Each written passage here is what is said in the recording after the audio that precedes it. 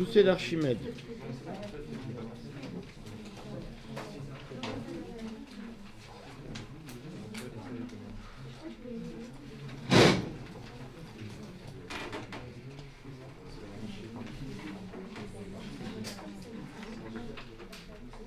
Donc le problème il est très simple. Hein.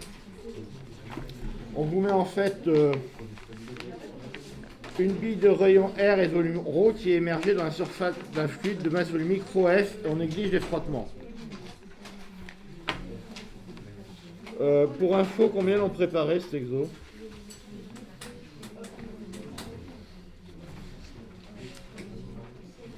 Hein? Bien? C'est bien. Ok, vous avez trouvé quelque chose de raisonnable? Le problème, c'est que on l'a préparé avec du tutorat et c'était un peu laborieux. Ouais. Donc la personne qui s'est occupée du tutorat, elle a préféré partir sur le 2-10 et le 2-11.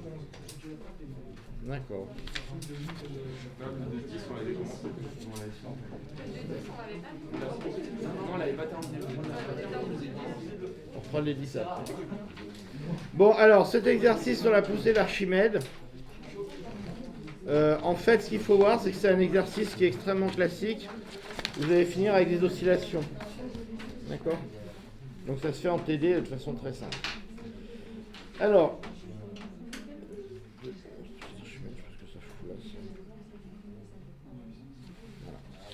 donc, la première question qu'on vous posait, c'est quelle va être...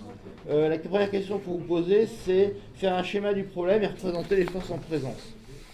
Donc ça, c'est pas très compliqué. Vous avez une bille qui est là, d'accord? Et vous avez que deux forces en présence. Vous avez simplement l'accélération de la pesanteur. Vous avez ici l'accélération de la pesanteur. Donc vous avez le poids. Et puis vous avez ici l'accélération, la poussée d'Archimède. D'accord? Question 2. On vous demande dans quel cas la bille monte-t-elle dans le fluide, dans quel cas peut-elle considérer que la poussée d'Archimède est négligeable, et dans quel cas peut-se considérer que la poussée d'Archimède est que le poids est négligeable. Donc vous avez ici le ρ. Alors le ρ de l'eau, il l'appelle comment? Le ρ, c'est le ρ de la bille.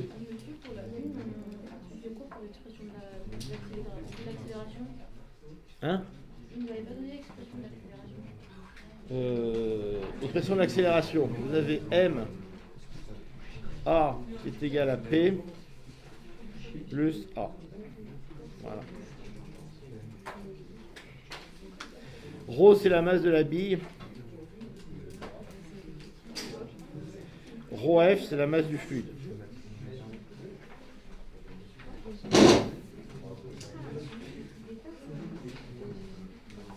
Donc pour Rho, très grand devant Rho F, c'est la poussée d'Archimède qui est négligeable.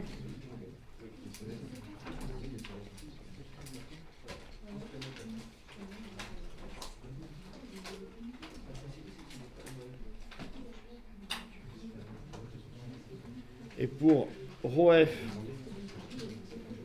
très petit devant Rho,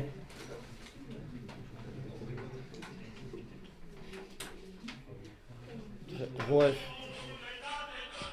excusez-moi. Et pour Rho F, très petit devant Rho, j'ai écrit deux fois la même chose. Et pour Rho F, très grand devant Rho, c'est le poids qui est négligeable.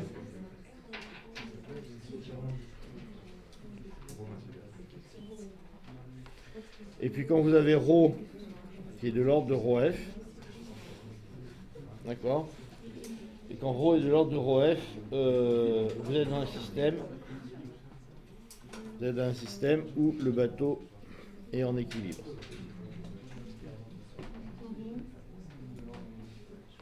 Et ça flotte pour Rho du fluide plus grand que Rho.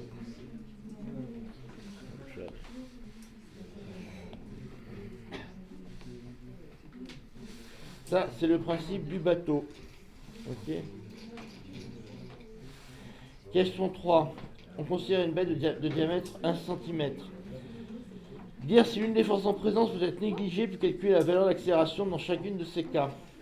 Donc, alors, vous avez une bille de glace dans l'air. Donc là, on peut à peu près, on néglige l'air.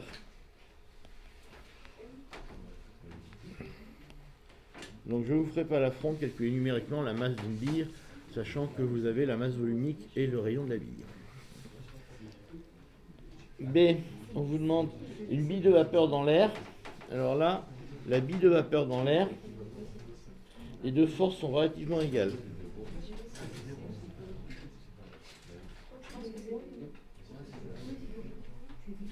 Des rho. Hein. Alors ça, vous le savez, puisque vous savez que les billes de vapeur dans l'air, ça a tendance à flotter dans l'air. D'accord. La glace dans l'eau.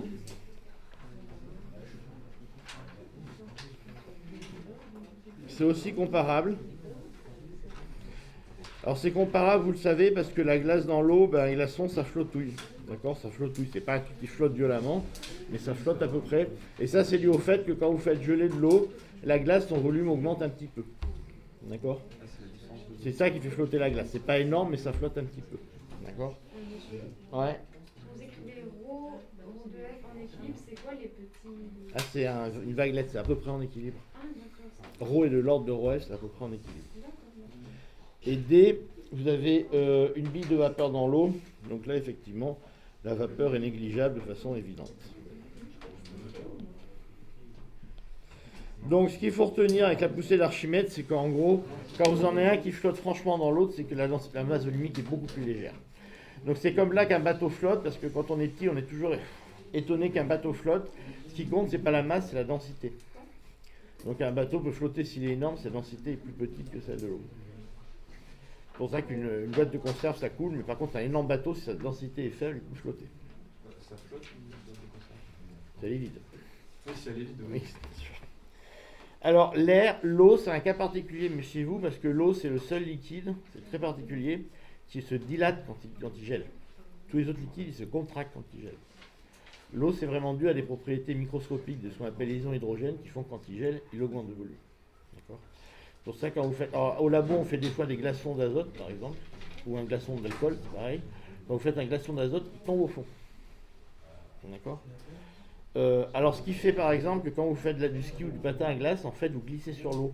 Parce que du fait que vous appuyez sur de la glace fond, et en fait, vous glissez sur l'eau. Vous ne glissez pas sur la glace, vous glissez sur l'eau. Alors, la deuxième chose, c'est que votre corps humain est très proche de la densité de l'eau, il est à peu près à 80% d'eau. D'accord. Et ce qui fait que vous pouvez faire la planche. Parce que la différence avec 20%, c'est l'air que vous avez dans les poumons. Ça flottouille. C'est pour ça qu'un bébé dans le ventre de sa mère, il est entre deux eaux. Il flottouille. Parce qu'il n'a pas l'air dans les poumons. Par contre, quand il naît et qu'il absorbe de l'air dans les poumons, ben, il se met à flotter. Comme vous. Et quand vous avez un cadavre, contrairement à ce qu'on pense, ça coule. Si vous videz l'air de ses poumons, il coule. Il ne reste pas à la surface. Ce qu'il fait remonter, c'est qu'au bout d'un moment, il lui arrive des tas de choses pas très agréables au fond de l'eau, qui génèrent des gaz, et vous, ça le fait remonter. Mais à l'ordre zéro, s'il a les poumons vides, il coule. D'accord? Bon, donc c'est un petit exercice marrant qui, en fait, n'a pas grand intérêt si on ne met pas des frottements derrière. Voilà. Alors, il y a des frottements sur l'air aussi, hein, qui vous paraissent négligeables, mais qui ne le sont pas du tout, en fait. On fait ce genre de choses. Donc, nous allons passer maintenant à l'exercice 3.1 qu'on va corriger un tout petit peu plus en détail. La valeur de? Oui, il faut la calculer. La valeur des dessins, là? La valeur de l'accélération de chacune des... Ah, la valeur de l'accélération. Bon, alors, je vais vous le faire si vous voulez. Enfin, je vais vous faire au moins la technique. C'est quoi la valeur de l'accélération? C'est que c'est marqué ça. Bon, on va le faire si vous voulez. Rappelez-vous que ρ tel qu'il est défini ici, c'est la masse. Ah oui, non, excusez-moi, là j'ai oublié de marquer quelque chose, c'est la masse volumique. Excusez-moi, j'ai oublié un mot très important ici. On est bien d'accord, hein, j'ai oublié un mot ici, c'est la masse volumique.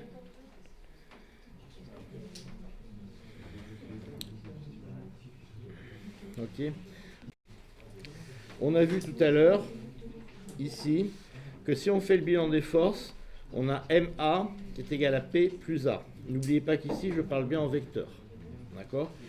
Donc ça, je vais le projeter sur un axe qui va bien. Donc, je vais le projeter sur un axe vertical ici.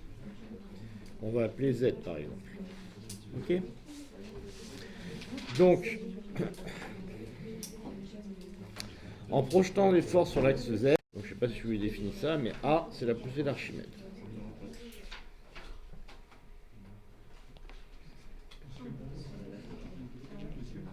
Deux secondes. Oui.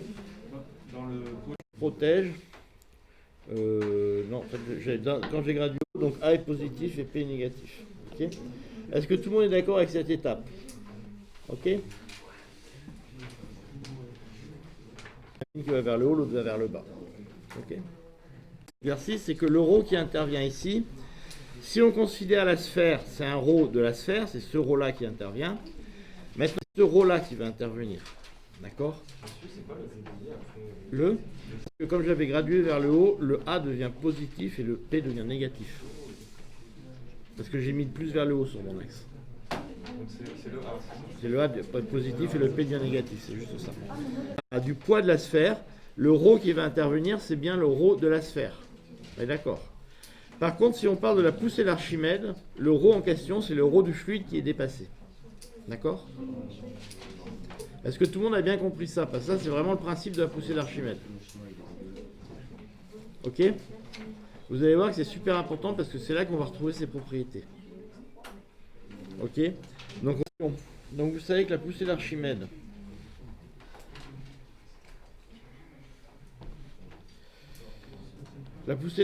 c'est quoi? C'est une force équivalente au volume de liquide déplacé. Vous êtes d'accord avec moi?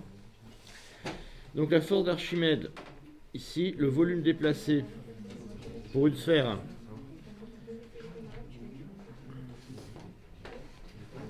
vous êtes d'accord avec moi, c'est 4 tiers de pi r carré, r cube, pardon, si c'est une sphère de rayon r. Est-ce que vous êtes tous d'accord avec moi? D'accord? Tout le monde est d'accord? Donc le poids du volume déplacé,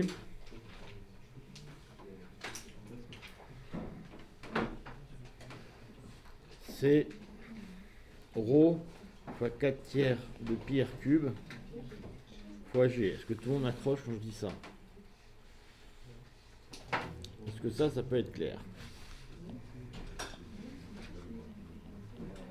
Est-ce que vous suivez tous jusque-là?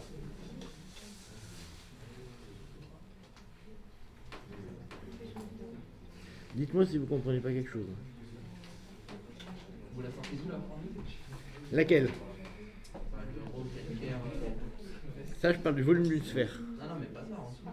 Ça, bah, si je prends le volume multiplié ρ, alors, si je multiplie ici la masse volumique par le volume, j'ai bien une masse. D'accord? Et si je multiplie par l'accélération de la pesanteur, j'ai bien un poids. Est-ce que tout le monde est d'accord avec moi? Est-ce que ça te va mieux maintenant? Un volume par une masse volumique, ça me fait une masse. D'accord? Une masse par un poids, par une accélération de la pesanteur, ça me fait bien un poids. Tu veux que je détaille? Si vous voulez, je détaille, je mets une ligne de plus, ça ne marche pas. Bon, alors, on va faire une ligne de plus. Allez, on fait une ligne de plus.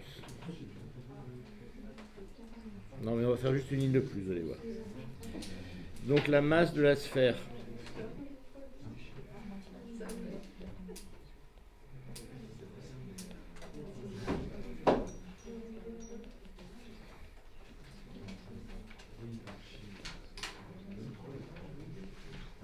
Est-ce que vous êtes d'accord avec ça? D'accord? Donc le poids de la sphère.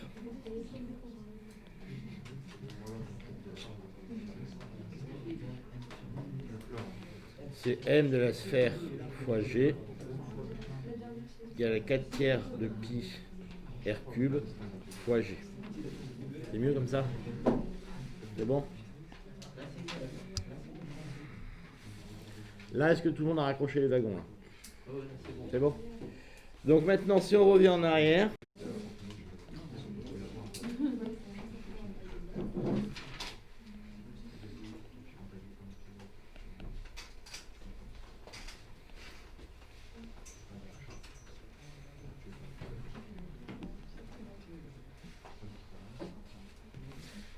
on obtient que MA, d'accord, c'est égal à MG moins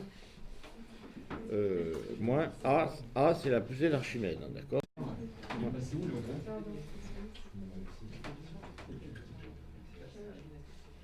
Il y a un rho qui a été oublié au passage, je suis d'accord avec vous.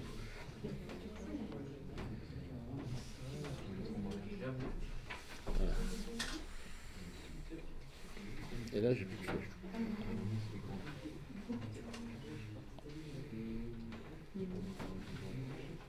Alors, est-ce que tout le monde est d'accord avec ça? Donc, il y a un moins qui apparaît du fait qu'il y a un moins P plus A. Ok? Parce que j'ai... Alors, on va reprendre les notations propres parce que rappelez-vous une chose. Alors, ça, c'est la masse de la sphère. Le placement, c'est ça.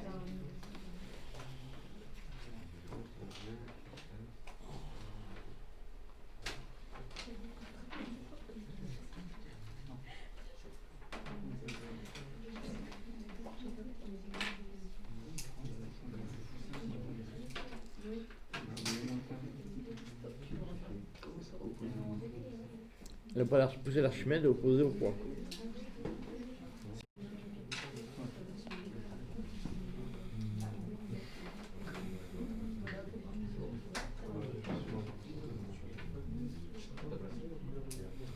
Alors ici, il y a un truc qu'il faut qu'on remarque quand même. C'est que ici, on a calculé la masse de la sphère. Ok? Mais il faut faire attention que dans la poussée d'Archimède, ici, le rho qui va intervenir, c'est ça l'astuce. On considère la poussée d'Archimède. Là? C'est simplement. Donc, alors là, c'est là qu'il y a un truc important à voir parce que tout l'exercice est là-dedans. Ici, j'ai écrit le volume de la sphère et donc le poids de la sphère. D'accord? Maintenant, il faut faire attention de quoi on parle. Si on parle de la sphère, qui est dans ce cas-là que A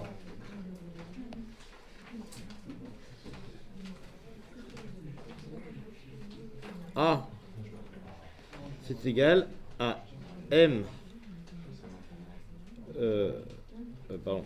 A qui est égal à 4 tiers de pi R au cube fois ρ du fluide fois G, d'accord, et Mg par contre qui est égal à 4 tiers de pi R cube fois ρ fois G.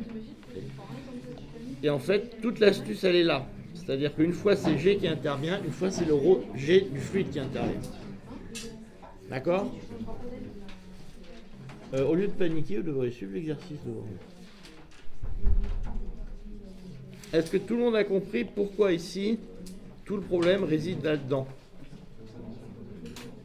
Toute la poussée d'Archimède repose là-dedans, et c'est ça qui fait que vous flottez ou vous ne flottez pas.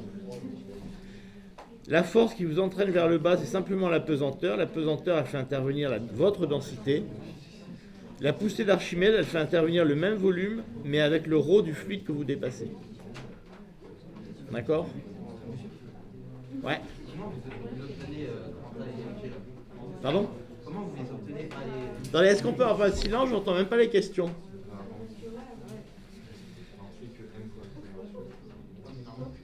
Ah, attendez, reposez votre question. Comment les obtient A et MG? A et MG. Alors, il y a deux choses. Mg, c'est la masse, d'accord? Bon. La masse, c'est le volume par la masse volumique fois G. Donc, en gros, c'est ça. Maintenant, la poussée d'Archimède, c'est le volume, d'accord, fois la masse, fois G, mais la masse du fluide déplacé. Donc, c'est le même volume qui intervient. Sauf que l'euro qui intervient, c'est pas l'euro de moi, enfin de celui qui est en train de plonger, mais c'est l'euro du liquide dans lequel il est en train de plonger. Donc il faut simplement remplacer ce ρ par l'euro du fluide. D'accord?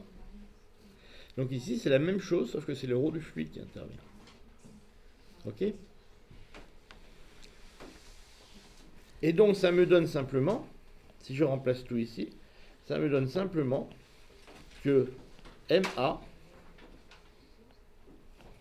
est égal à 4 tiers de pi R cube facteur de, ici, de ρ fluide moins ρ fois G.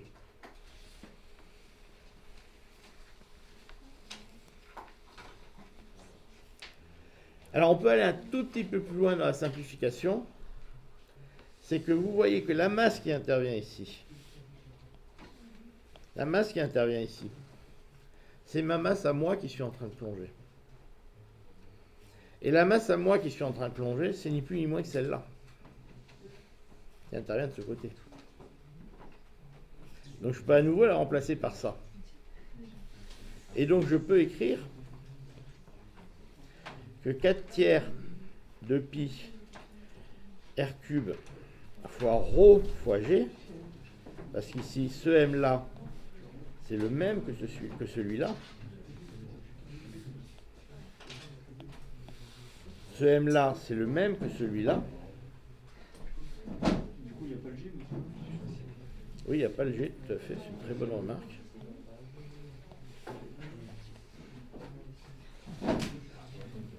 Il y a un A par contre.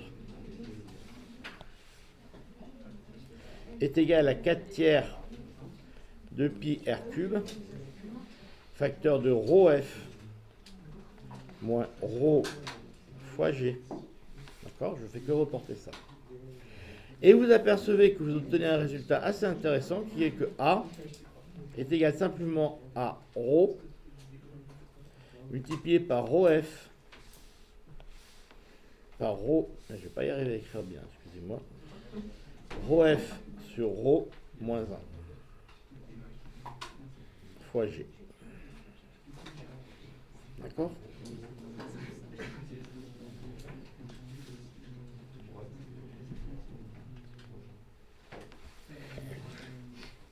Alors, vous apercevez que ce qui est intéressant dans cette formule, c'est que vous trouvez déjà un cas limite qui est extrêmement facile. C'est que si vous trouvez ρf égale ρ, vous trouvez 0. Autrement dit, si vous faites exactement la même masse volumique que le liquide dans lequel vous êtes, ce qui est le cas du bébé dans le ventre de sa mère, vous n'avez pas d'accélération.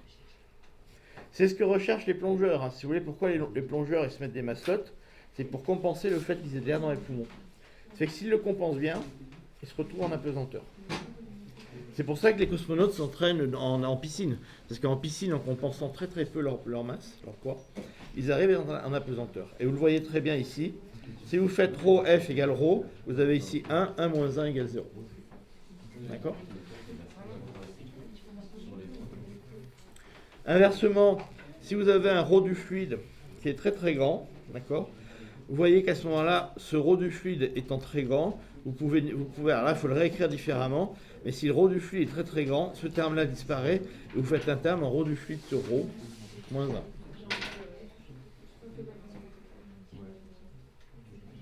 Et si vous avez un ρ à vous qui est très grand, vous trouvez que ce terme-là devient 0, et vous trouvez moins ρg. D'accord? On va regarder simplement ces différents cas. Alors, si vous trouvez ρ égale ρ fluide, vous trouvez que A est égal à 0. Ça, c'est logique. Si vous trouvez ρ très grand devant le ρ du fluide, à ce moment-là, ce terme tend vers 0, vous trouvez que A est égal à moins ρg. D'accord?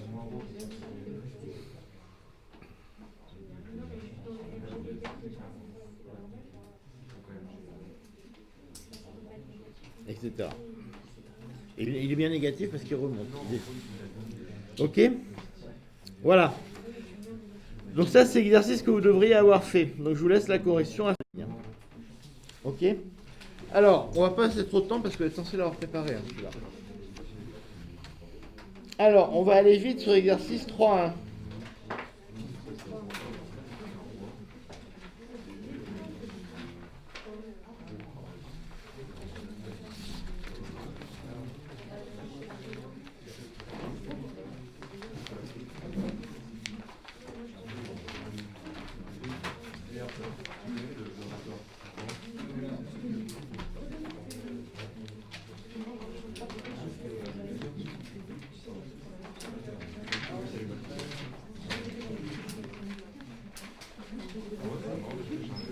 Bon, allons-y, l'exercice 3.1, donc vous aviez à préparer aussi, si je n'abuse. Non, j'abuse ou pas. 3.1. Donc l'exercice 3, alors qui était aussi un exercice. Alors celui qui est sorti en exo l'année dernière, c'était je sais plus quel. Je crois que c'est le 3-5 et le 3-7 qui étaient en partiel l'année dernière. Ouais. Il y avait quoi après? Ah, le 2-10, c'était quoi? Vous voulez finir? D'accord, on s'était arrêté où?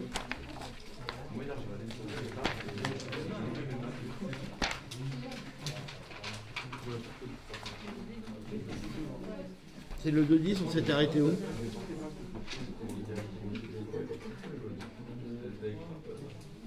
Bon, je vais vous le faire le 2-10, ok? Bon, je vous finis le 2-10 à condition qu'il y ait du silence, hein, sinon ça vous intéresse pas, je le fais pas.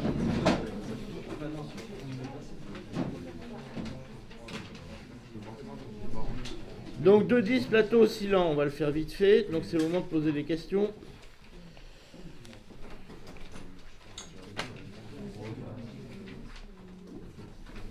Donc plateau oscillant.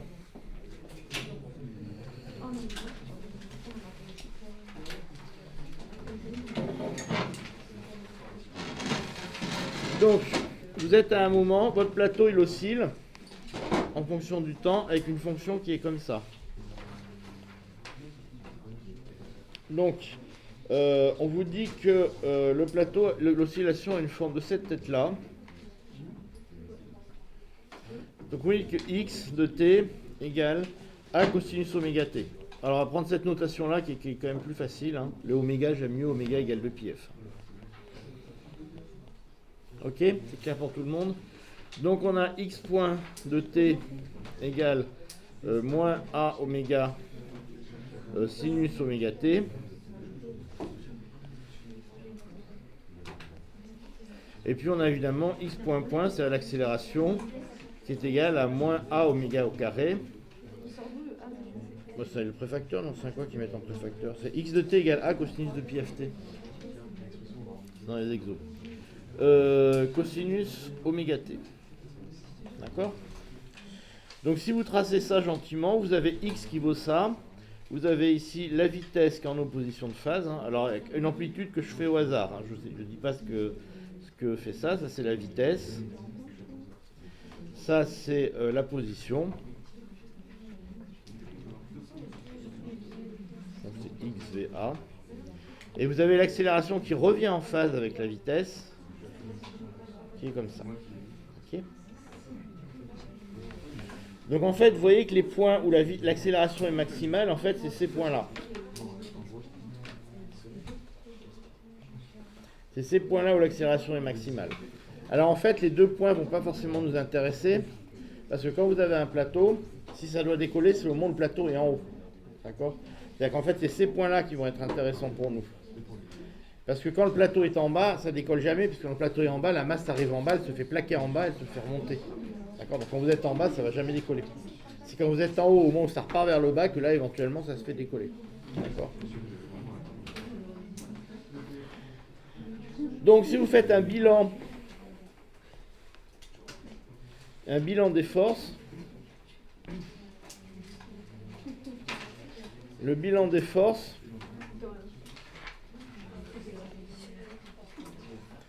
il est particulièrement simple. Vous avez la réaction du support, le poids ici. Puis vous avez ici la réaction du support. D'accord?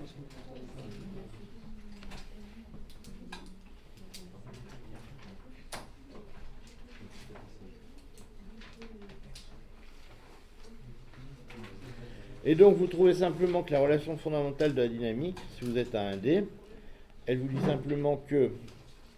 Alors, la réaction, elle va toujours être vers le haut. On comprend bien. Ça veut dire que R moins mg est égal à moins m a oméga carré cosinus oméga t. D'accord? Ça, c'est simplement la relation fondamentale de la dynamique. Ça, c'est F égale m a. Ok?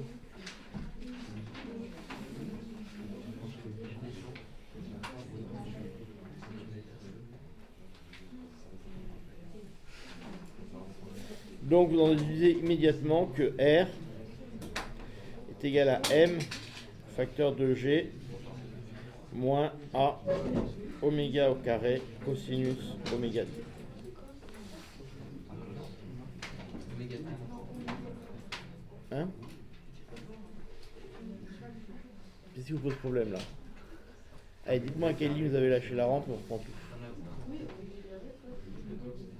c'est un oméga t. Oméga, c'est au début du truc. Ça, est-ce que vous êtes d'accord avec ces trois relations-là? Ouais, d'accord. Donc j'écris MA. Ça, j'écris force égale MA. Je remplace A par ça. Ah non, mais du coup, c'est ce que veut dire.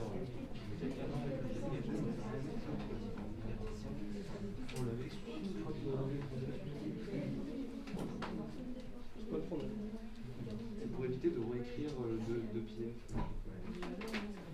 Oui, j'ai mis là oméga égale 2πf. C'est marqué là. Oui, c'est pour éviter de remarquer tout le temps. En général, 2πf, on le marque oméga. Donc là, ils l'ont pas marqué comme ça, mais c'est plus facile. Et là, ils nous mettent 2πf fois t. Mais le t, c'est. Bah, sur le t, c'est le temps. C'est pour ça que j'ai marqué oméga t. Oui, elle est tout le temps. Elle est tout le temps. Oui, le t, je suis obligé de le garder, c'est la variable. C'est bon, tout le monde arrive là?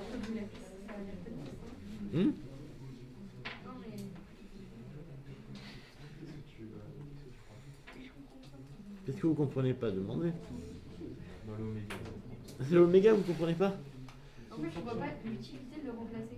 C'est juste pour écrire moins. Hein? En fait, je vois pas l'utilité de le remplacer. Parce que si vous voulez, là, alors je vais vous dire pourquoi, simplement un truc pratique. C'est qu'en oméga, c'est les tours par seconde, alors que df, c'est des radians par seconde. Les radians par seconde, c'est beaucoup moins intuitif que les tours par seconde. C'est tout, c'est plus pratique. Si je vous parle de votre roue, je préfère vous parler en tours par seconde, ça vous parlera plus que si je vous parle en radians par seconde. Je sais pas, moi ça me dit pas grand chose si je vous dis qu'il fait 2,5 radians par seconde.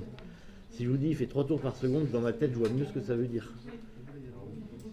Non, je sais pas vous, mais moi ça me dit plus en parlant de tours par seconde. C'est pour ça qu'en général on préfère mettre l'oméga. Parce que l'oméga il s'écrit en tours par seconde. C'est bête, hein, mais si je voulais, par exemple là mon plateau qui oscille en oméga, ça veut dire qu'il fait 3 oscillations par seconde. Alors que si je vous dis qu'il oscille en 3 radians par seconde, je réalise pas trop ce que ça veut dire, quoi. C'est juste pour ça, hein. C'est comme les, je sais pas, il y a plein d'unités à la con comme ça, le radian par seconde, c'est pas hyper intuitif. C'est pour ça qu'on divise par 2π.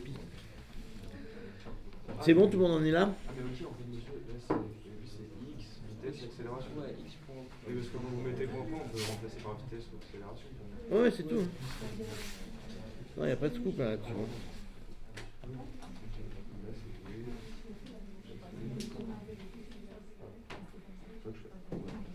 Ouais, donc tout ce que j'ai fait ici, c'est somme des forces égale ma, j'ai remplacé m par l'accélération, et puis voilà. Bon alors, est-ce que tout le monde en est là maintenant? C'est bon? Bon, alors maintenant, on cherche la valeur minimale de R, parce que ce qui nous intéresse, c'est est-ce que ça va décoller ou pas. Donc R, vous voyez qu'il est minimum pour quelle valeur de cosinus? Quand est-ce qu'il est minimum R? Si je regarde la formule, quand est-ce qu'il est minimum pour cosinus égale quoi?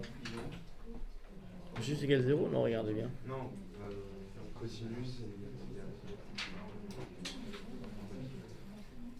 Il faut enlever la valeur la plus grande ou la plus petite ou la plus... Si j'ai une valeur moins quelque chose, pour faire que ce soit le plus petit, il faut que j'enlève la valeur la plus grande. qu'il soit égal à 1. Voilà. Pour cosinus égale 1. Alors si j'écris cosinus égale 1, ça entraîne que G moins A oméga carré égale 1. Et donc j'arrive directement au fait que A est égal à G... pardon, excusez-moi. J'arrive directement au fait que oméga... que oméga est égal à G sur A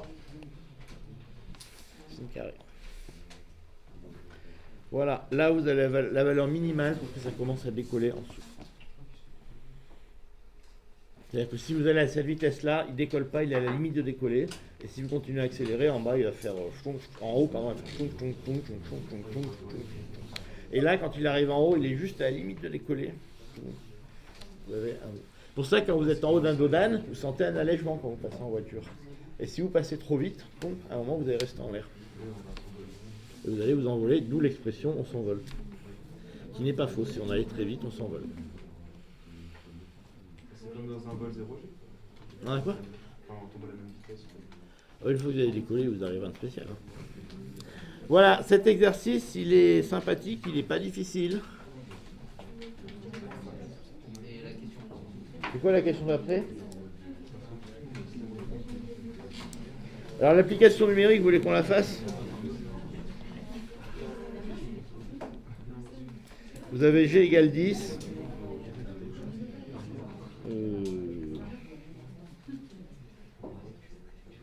En fait, M, on s'en fout là-dedans. Je crois qu'on nous donne M.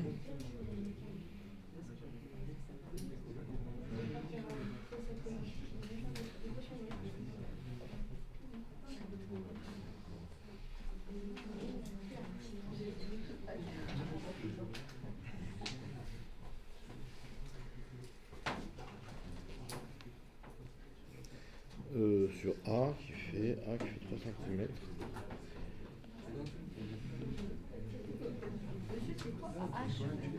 Application numérique, ça, N.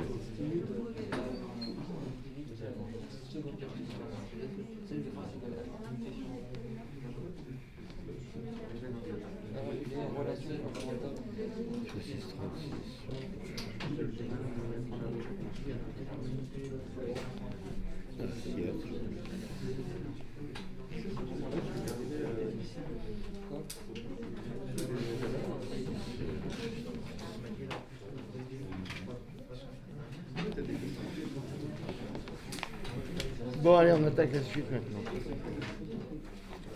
Monsieur, Ouais. vous allez pouvoir y aller doucement pour les équatifs. Oui, les équadifs, on va y aller doucement. C'est pour ça qu'on m'a demandé de faire vite le premier.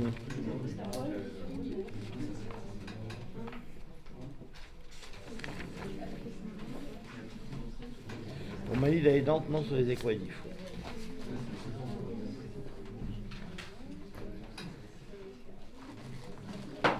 Bon, allez, c'est parti parce que là on a un peu du travail quand même.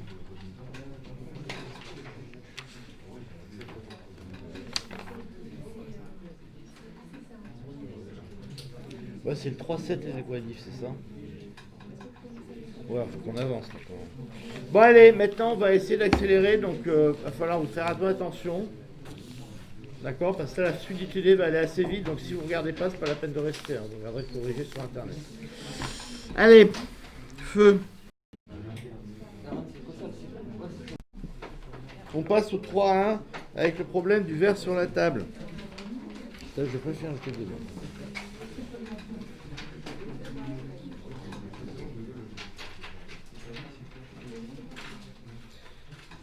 Donc ces problèmes de frottement, c'est toujours un peu les mêmes, mais ils ne sont pas très compliqués à votre niveau.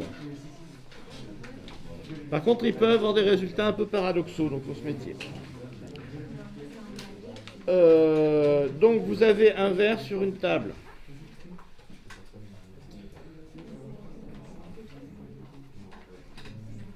Alors moi ce que je trouve pas... En fait, un verre sur une table, le niveau d'eau est toujours horizontal. Ne faites pas les niveaux d'eau qui traînent. Il n'y a pas de la campante en France.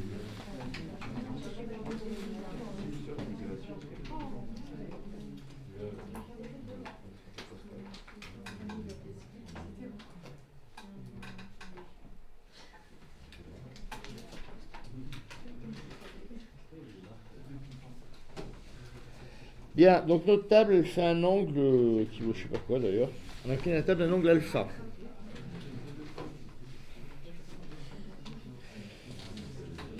Et la masse fait 80 grammes, un coefficient de frottement de 0,7.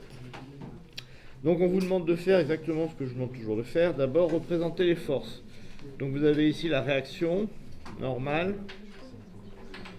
Vous avez ici la réaction tangentielle. Vous avez ici le poids. Vous avez ici l'accélération.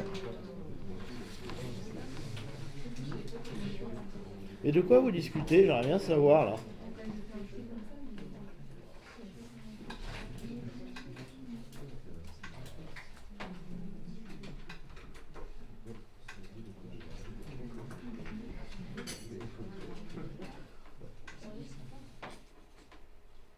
Bon. Après, choisir un système d'axe et projeter. Donc on va faire un système d'axe. On choisit toujours le même a priori. Hein. Bon, en fait, s'il peut y avoir des exos où c'est pas le bon, là, vous faites pas piéger. Et on va reporter sur ce système d'axe les angles. Ça sera plus facile pour avoir la tête.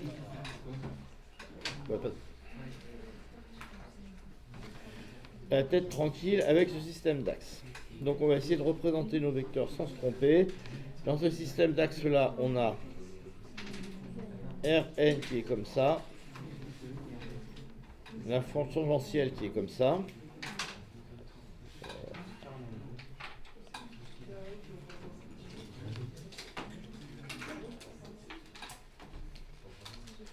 l'accélération qui est comme ça. Alors là où il faut faire gaffe, c'est sur le poids qui se retrouve, on fait tourner la Terre. Donc le poids, il se retrouve où il se retrouve bien comme ça d'ailleurs le poids. Et le poids il se retrouve avec alpha ici. Hein. Ouais, alpha est bien ici. Alors ça c'est important de bien faire gaffe à reporter alpha du bon côté. Et je crois pas m'être planté à ce moment-là. Comment ça se fait que le poids il parte Parce que si tu imagines de ramener ça à plat, imagine que tu ramènes tout ça à plat, bah, le poids il se trouve qu'il part par là. Et alpha, je trouve qu'il est bien là, il faut bien rapporter alpha au bon endroit. Bah à mon avis, ouais, mais vérifie, hein, je suis pas garanti pur jeu. Hein. J'aurais mis entre A et B. Non, alpha il est entre P et X, non? Vous l'auriez mis là, alpha. Ça, c'est pas possible. Non, pas ici. Pas. Il peut pas être là. Non, mais en reportant par exemple. Là, vous l'auriez mis là? Oui, mais là, ça correspond à ça. Hein. Ouais, ça.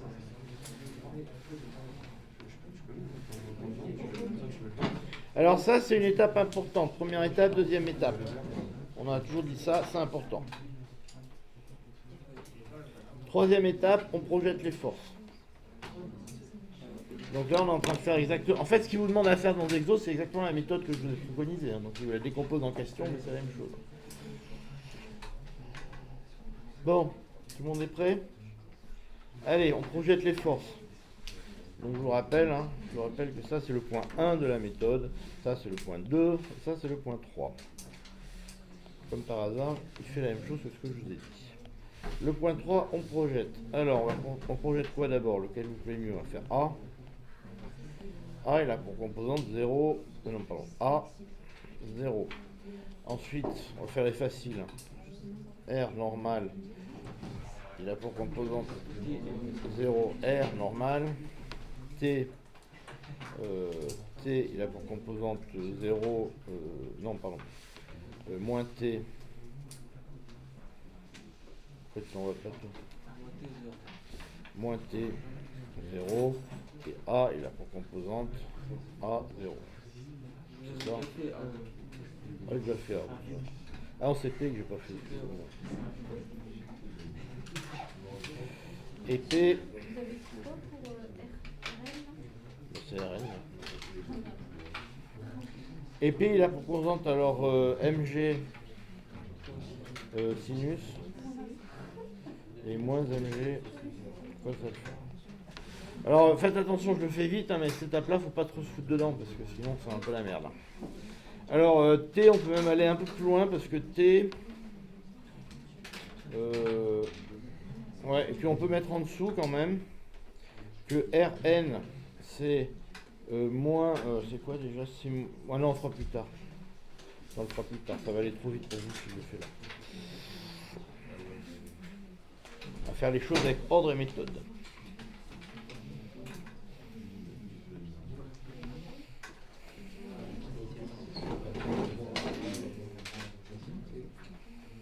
Bon, est-ce que vous êtes tous d'accord avec ça?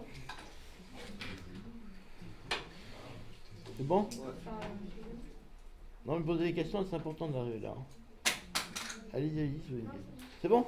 Bon, allez, quatrième point de la méthode, on met les équations en jeu, paf. Quatrième point, la relation fondamentale de la dynamique, ou deuxième loi de Newton, ou comme vous voulez l'appeler. Somme des forces égale MA. Ça nous obtient que, alors, MA, alors première ligne, MA est égal à 0, moins T plus mg sinus alpha. Deuxième ligne, ça nous fait 0 est égal à Rn moins mg cos alpha. On en déduit directement que Rn est égal à mg cos alpha. Ça, c'est la première conclusion qu'on a. Et puis, comme on a aussi la conclusion qu'avec T est égal à mu Rn, c'est ça, hein, je ne vends pas.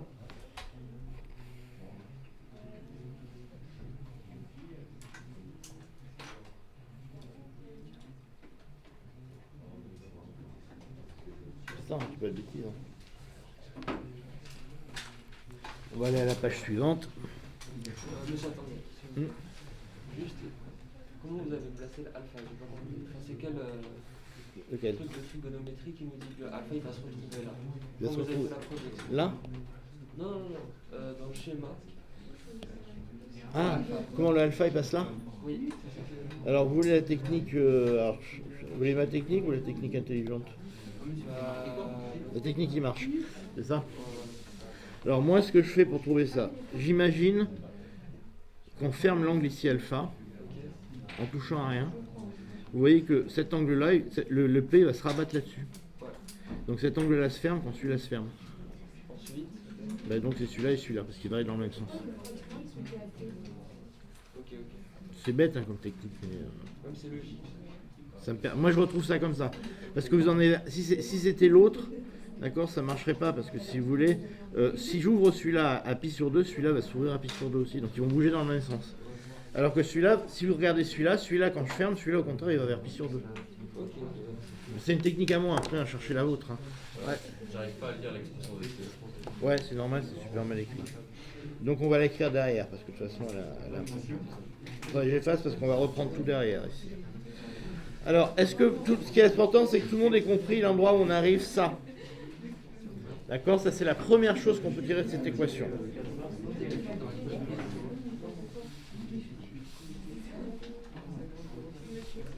Ouais. Ça correspond à quelle question?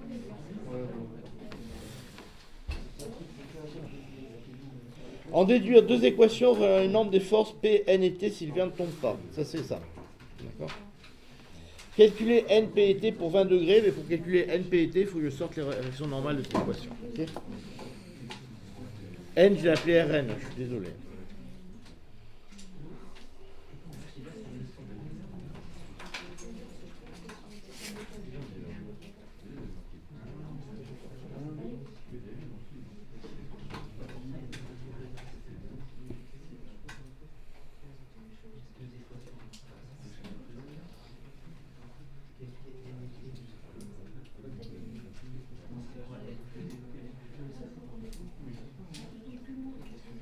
Ah oui, j'ai oublié, j'ai un problème de notation, faites gaffe que j'arrête bien les mêmes notations.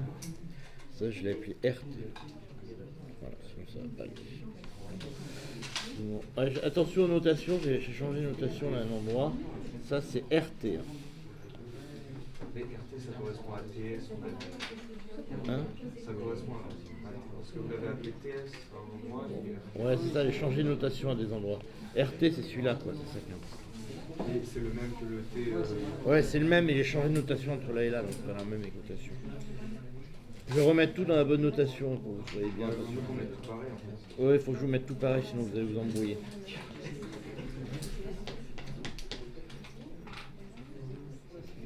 Voilà, comme ça vous avez tous les mêmes notations.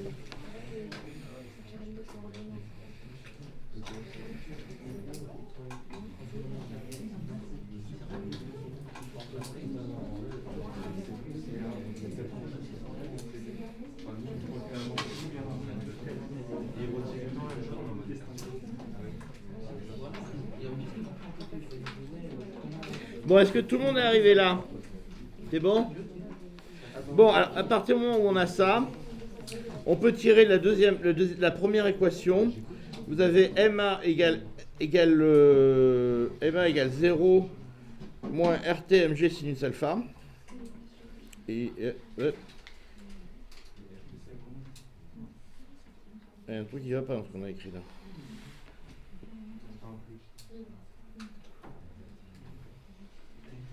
C'est un plus, hein. Non, c'est pas un plus, justement. Non, c'est RT. C'est RT que vous avez. Ouais, c'est moins RT. Alors, si vous projetez, vous avez la chose suivante. Si vous projetez, vous avez A qui est égal à moins RT. Oui, parce que 0 moins RT, C'est 0 moins RT plus MG sinus du alpha. Voilà, c'est ça. Donc vous avez MA est égal à moins RT. Alors, vous avez par définition qu'on a ici 0 moins mu RN plus MA. J'ai repris cette équation-là en remplaçant RT par mu RN. Ok? Ça, c'est la définition des forces de frottement. C'est bon? Est-ce qu'on peut, pour résoudre cette équation, on fait d'un côté MAX et MAY? Bah, MAY, on le connaît, il est nul. Ah, du coup, c'est 0. Donc ici, j'ai remplacé ça par ça. Ok.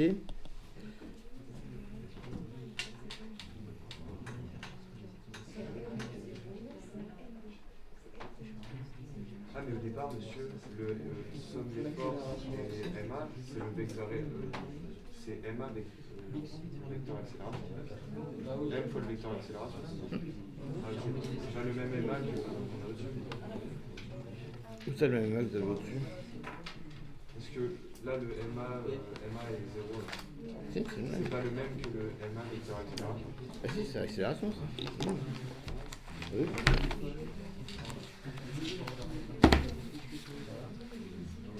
Pourquoi que ça soit pas le même? Expliquez-moi pourquoi vous pensez que c'est pas le même. Je sais pas pourquoi. Bah si, on fait positif.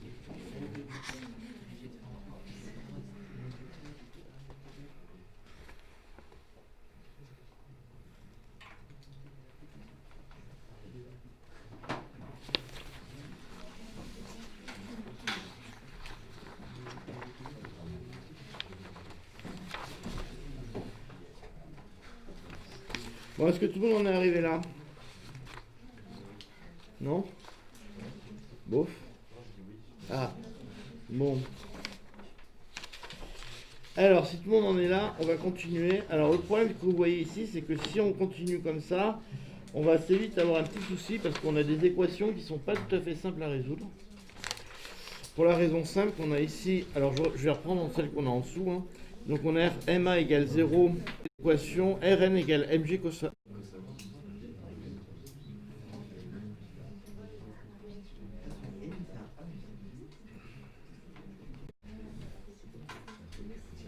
RT MG sinus alpha, ça c'est bon. RN MG cos alpha, ça c'est bon. Ça nous indique quelque part.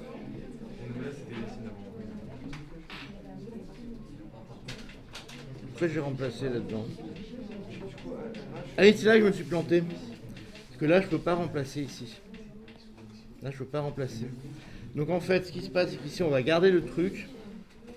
Voilà, ici, on va s'arrêter là.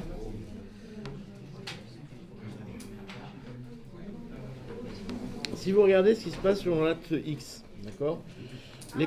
Voilà, A peut être supérieur ou égal à 0. Tant que MG sinus alpha, tant que RT est plus grand que MG sinus alpha, votre force qui retient ici est plus grande que la force qui tire vers le bas. Donc ça bouge pas.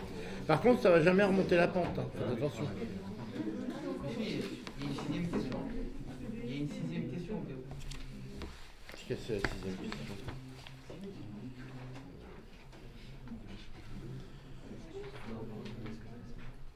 Oui, comment les résultats précédents sont-ils modifiés si le verre est plein et que M est de 250 grammes? Alors, ça, il suffit de regarder les équations si vous voulez.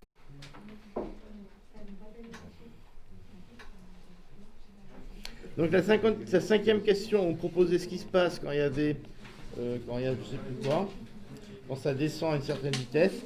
Donc, c'est exactement le cas qu'on va regarder. Hein. Si vous regardez Tx dans ce cas-là, Tx est égal à MA plus MG sinus alpha. Et ça vous donne mu fois mg cos alpha. Ce qui vous entraîne simplement que A est égal à G facteur de mu cos alpha moins sinus alpha. Ouais, attendez 2 secondes, j'arrive. Ce qui est égal à 1 mètre par seconde. Et ce qui est intéressant, c'est que vous avez des résultats qui sont indépendants de la masse.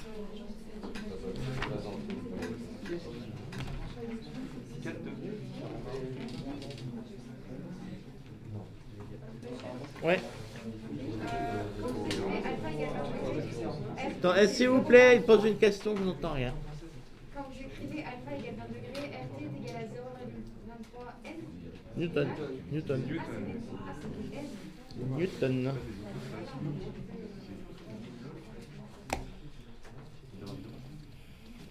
C'est quelle heure?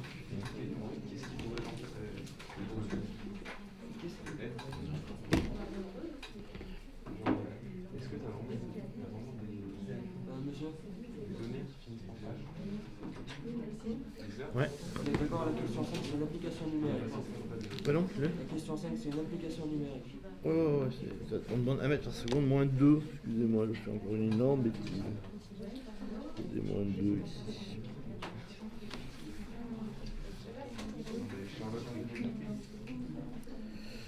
Alors, qu'est-ce que j'attaque maintenant? Je vais vous faire plutôt... Dans le temps qui reste, on fait quoi dessus avec les équadifs peut-être? Peut-être bien les équadifs. 3...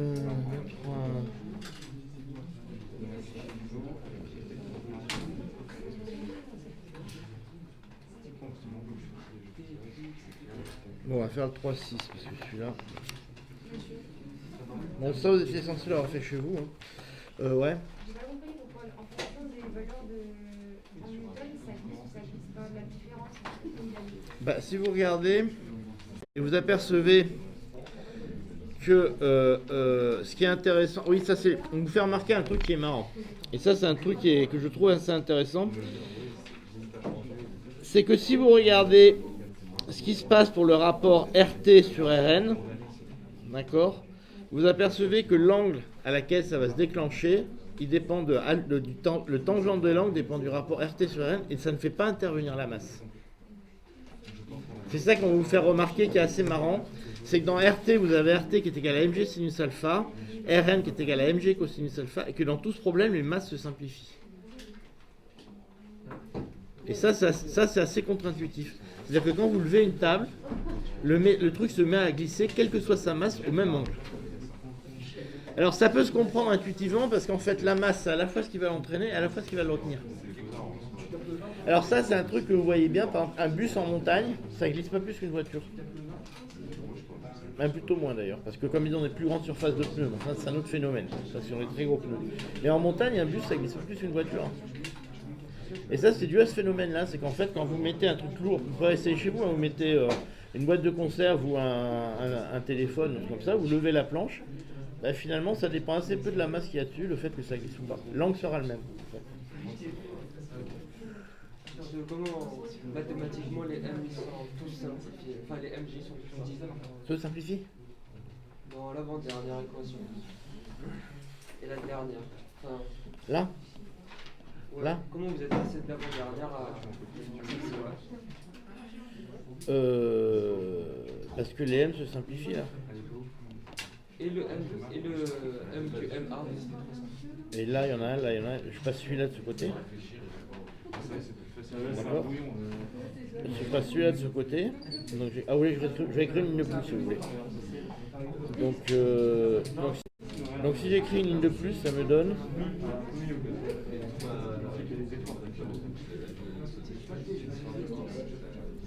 cos alpha moins mg.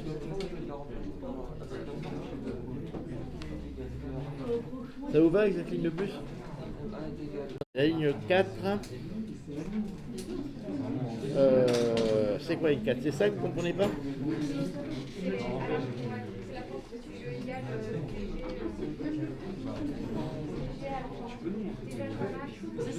Attendez, c'est quoi que vous comprenez pas? S'il vous plaît, un peu de silence. Qu'est-ce que vous comprenez pas, dites-moi. Oh, j'entends plein sa question.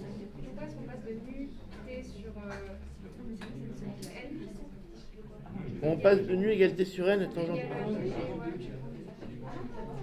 Ben si, parce que vous avez un rapport de sinus à cosinus. Donc quand on fait le rapport de sinus sur le cos, ça donne une tangente. Oui, mademoiselle. Le 3-7 est un petit exercice qui se faisait en TP avant, qui porte sur la vitesse limite d'une bille quand on la fait tomber dans un tube de ce que vous voulez. Alors c'est pas tout à fait un tube de ce que vous voulez parce que en fait il faut que ça. Le problème quand on regarde des frottements de ce type, c'est d'arriver à avoir un frottement qui soit dans une limite non turbulente. Alors pourquoi? Parce que la plupart du temps, si vous faites une expérience comme ça un peu à la barbare, vous faites tomber un objet dans l'air, enfin ou vous si vous courez dans l'air, vous êtes dans un régime turbulent où derrière vous se créent des tas de tourbillons, et à ce moment-là la force de frottement n'est pas du tout proportionnelle à la vitesse, mais elle est proportionnelle à la vitesse au carré. Et ça c'est très compliqué d'en tenir compte dans les calculs, donc ça c'est pas du tout ce qui marche. Et en gros pour que ça marche, il faut que vous alliez très lentement, vous soyez dans un liquide très visqueux, et la bille dans un liquide de glycérol ça va assez bien. Donc le glycérol c'est un truc qui est très visqueux, un peu d'huile épaisse. Et ça vous fait bien, vous voyez une traînée bien régulière derrière.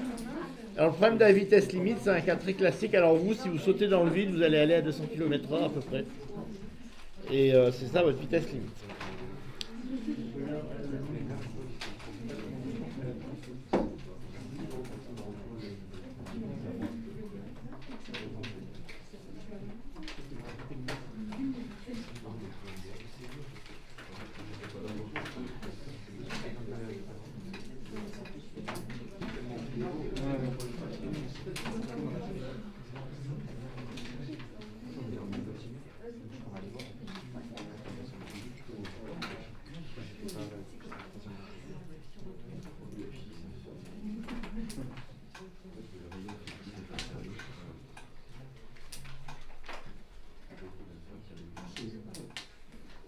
C'est bien, ça fait 2 minutes que je dis rien, mais vous continuez à parler, ça vous dérange pas.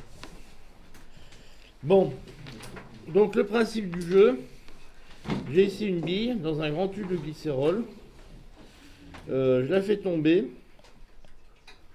et question, est-ce que je suis capable de décrire l'équation du mouvement? Voilà. Alors, ce qu'on va modéliser, c'est la force de frottement.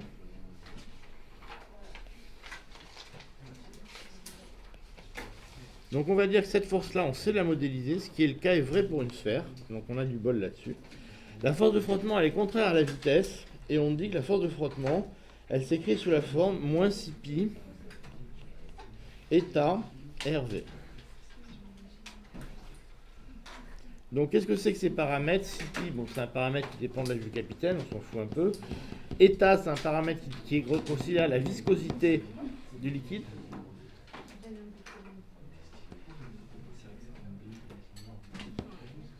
R, c'est pas un vecteur d'ailleurs. R, c'est le rayon de ma sphère. Et R et V, c'est la vitesse de la sphère dans le liquide qu'on considère. Bon.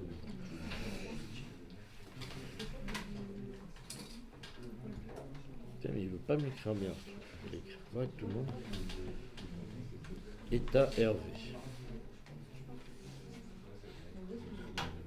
C'est un état. C'est un état. État. Comme dans, regardez votre poly, hein, c'est marqué dedans. État RV.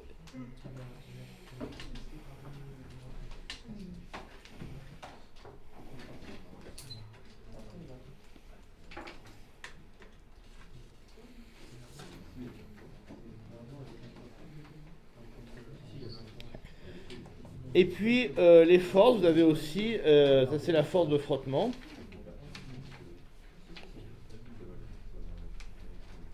Et puis aussi vous avez le poids.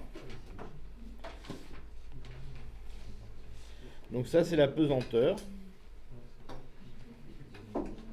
Avec un A, pesanteur. La pesanteur. Et puis c'est les seules forces qu'il y a sur mon système, il n'y en a pas d'autres. On est bien d'accord.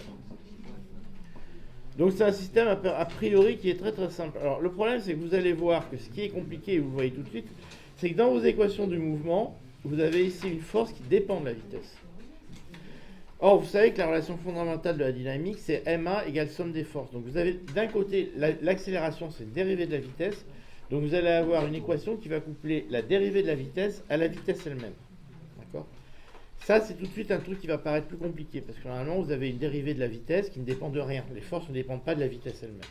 Ce qui va rendre le problème un peu complexe, c'est que vous avez ici une accélération qui dépend de la dérivée de la vitesse et qui elle-même dépend de la vitesse. D'accord ? Ça, c'est quelque chose d'un peu compliqué.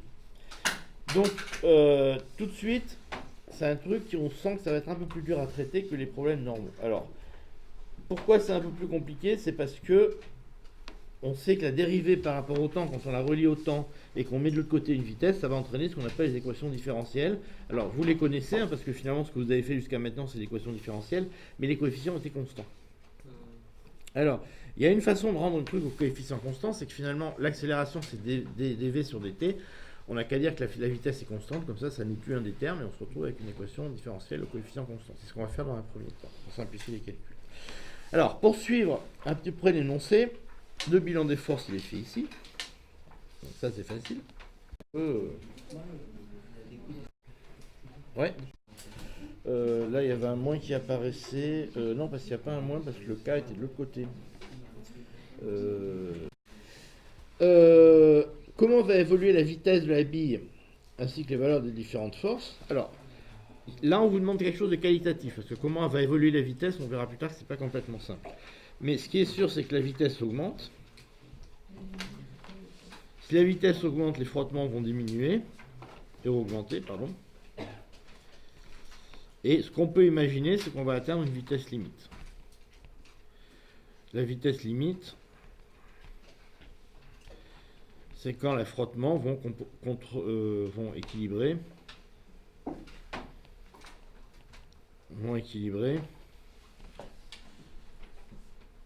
La pesanteur. Ça, c'est ce qu'on se dit intuitivement, et c'est vrai. Ça va marcher.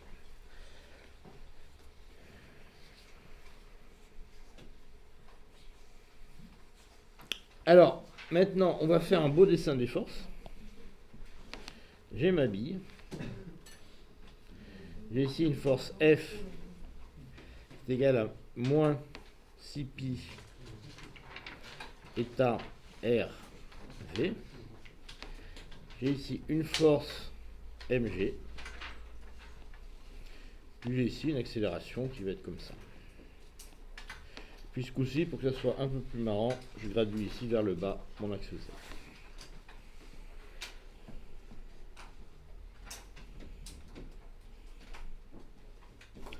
Bon, ben voilà, j'ai plus qu'à écrire la relation fondamentale de la dynamique, hein, donc on va le faire tranquillement. Il n'y a rien de compliqué dans cet exercice. Alors, dans cet exercice, par rapport à ce que je vous ai expliqué la dernière fois, les 4 points pour résoudre un exercice. En fait, cet exercice, il n'y a qu'au 5e point qui devient compliqué, c'est-à-dire comment le résoudre. D'accord ? Et les 4 premiers points, c'est la mise en équation toute bête. Rien de compliqué. En fait, si on regarde ce qui va être compliqué, ce point-là, il est assez simple. C'est-à-dire se dire, on va atteindre une vitesse limite, ça c'est vrai, et trouver la vitesse limite, vous verrez que c'est pas compliqué. Le problème, c'est comment on l'atteint. C'est ça qui est compliqué. Donc la mise en équation de mon truc, ça va être relativement simple, donc c'est la question 2. On va écrire la relation fondamentale de la dynamique. Donc on écrit somme des forces égale MA. J'écris simplement que MA est égal à MG moins F. D'accord ? Et j'écris que c'est égal à MG moins... alors en second coefficient, on va lui donner un nom, on va l'appeler bêta si vous voulez, parce qu'on ne va pas se traîner jusqu'au bout. Moins bêta V. Et j'écris que finalement MA c'est M dV sur dt. D'accord ?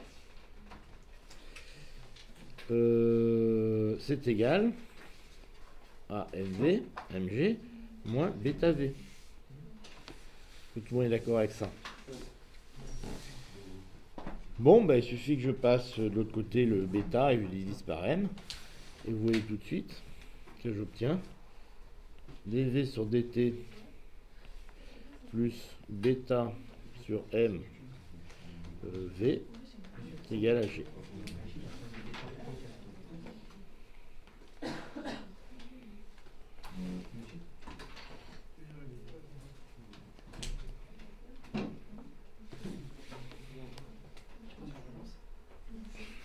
Là, j'arrive pas à faire bien mes trucs à la fin.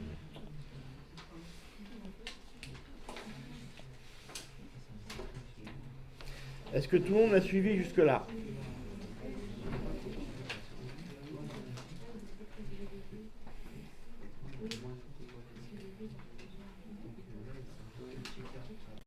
Bon, ben, les dimensions de G, vous savez tous, hein, c'est une accélération.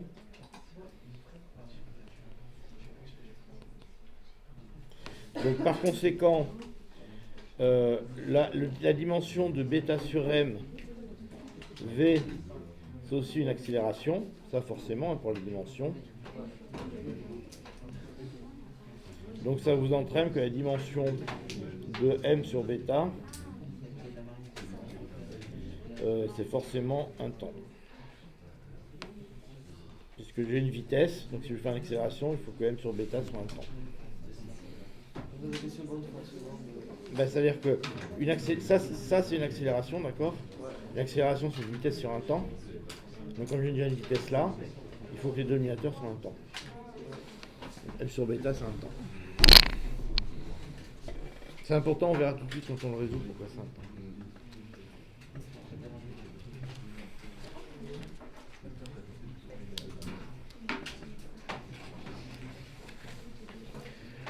Bon, est-ce que tout le monde en est arrivé là? Ça, c'est l'endroit, typiquement dans un partiel, où on voudrait que vous soyez tous arrivés. Parce que là, il n'y a aucune difficulté intrinsèque, aucune raison pour que vous n'arriviez pas là. Après, on peut considérer que c'est normal ou compréhensible que vous éprouviez des difficultés mathématiques dans la suite. D'accord? Mais jusque-là, vous êtes d'accord avec moi, c'est pas un problème compliqué, hein, c'est un problème à une dimension avec deux forces. Si vous appliquez la méthode 1, 2, 3, 4 que je vous ai expliqué, c'est même plutôt un problème simple en fait. Alors, vous faites là, si je regarde, c'est presque le plus simple des problèmes qu'on a vus. Vous voyez, il y a deux forces, une petite projection mise en équation. Bon, là on n'a rien fait là, je veux dire, il n'y a rien de. Ouais. Pourquoi est-ce que bêta sur M, V, c'est une accélération et M sur bêta, du coup, c'est un temps? Non, c'est tôt. Attends, j'ai jamais dit que bêta. Le temps, c'est tôt. Oui, mais ici, c'est équivalent, machin, il y a temps. Oui, ça c'est un temps. Non, mais en bas. Là? Non, en bas, le dernier truc, vous avez. Ça? Et ça Parce c'est. que bêta sur M, V, c'est une accélération. Et... Ah, là? C'est ça qui vous gêne? Parce que du coup, on déduit que c'est un temps. Alors, vous êtes d'accord que ces trois termes, ils ont la même dimension? Forcément, dans une somme, tous les termes ont la même dimension. Mais pourquoi est-ce que le bêta sur M, on n'écrit pas bêta aux fractions M? Attendez, alors on va aller doucement. Est-ce que vous êtes d'accord que ça, c'est une accélération? Je ne comprends pas la notation. Là? La notation. Ben, bêta sur M fois V. Et pourquoi on ne met pas une barre de fraction normale? Sur bêta sur M? Ouais. Ah, vous voulez que je mette une barre de fraction normale? Parce que ça me perturbe, on a des fractions, on a des... Ah d'accord, attendez, je vais vous la mettre. Ça sera mieux. Désolée.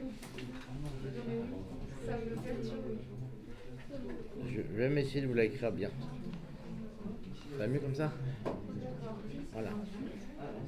Et du coup, mon bêta, il est moins bien écrit. Je vais essayer de vous l'écrire mieux quand même. Parce que du coup, mon bêta, il est moins bien écrit. Ah, il est encore moins bien écrit, hein, oui. Plus ça va, plus vous me faites écrire pas bien. Ah non, ça fait un B maintenant. Bon, voilà, c'est bon comme ça? Vous arrivez à suivre la suite? Donc jusque-là, c'est facile. Alors maintenant, on va s'attaquer à des trucs qui sont peut-être un peu plus difficiles pour vous. Donc je vais vous demander de suivre quand même à peu près ce que je raconte. On y va? Alors, en fait, ce qui vous demande pour trouver une solution particulière, c'est qu'en fait, ici, ce qui est difficile en physique, et c'est souvent le cas, c'est qu'on a un problème qui dépend du temps. Donc, les problèmes dépendants du temps, ce qu'on appelle les transitoires, c'est souvent des choses assez compliquées à calculer. Par contre, ce qui est souvent pas trop difficile à calculer, c'est le régime stationnaire, c'est-à-dire le régime où on a atteint l'état limite et ça ne dépend plus du temps. Là, je crois que s'il se rend pas compte, c'est que je les entends d'ici. En fait, c'est ça le truc. Oui, vous. Vous vous rendez pas compte, quand vous causez, je vous entends d'ici. Oui, vous. Vous venez d'arrêter parce que je vous ai vu.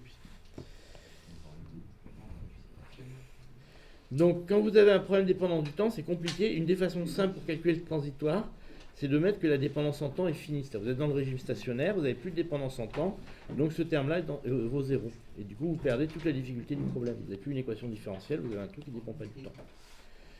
Donc, on va faire ça. Taux CM sur bêta, CM sur CP eta R. On l'a passé sous forme de produit, donc le moyen reste.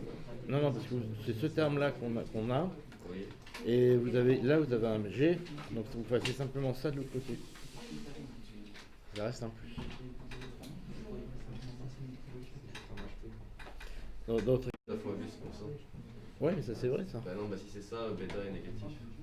Non. Il y a un moins. Non, parce que si vous remontez là, vous avez mg moins f égale moins g', mais à un moment, ça, ce terme-là, le f, on l'a repassé de l'autre côté. Ah, on l'a repassé. Ouais.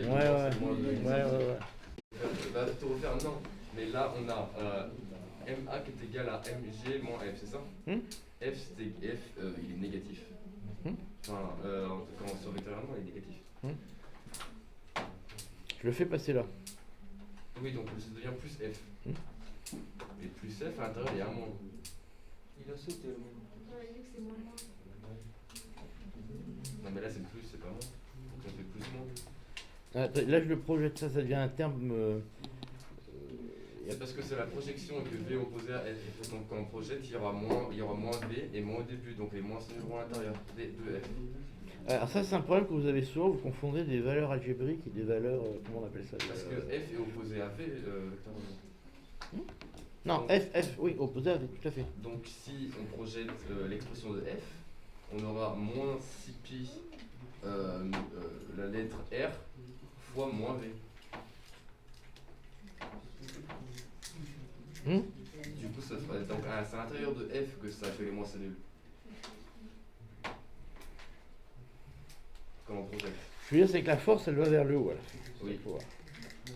Donc il y a un moins ici, et F doit être positif dans cette équation.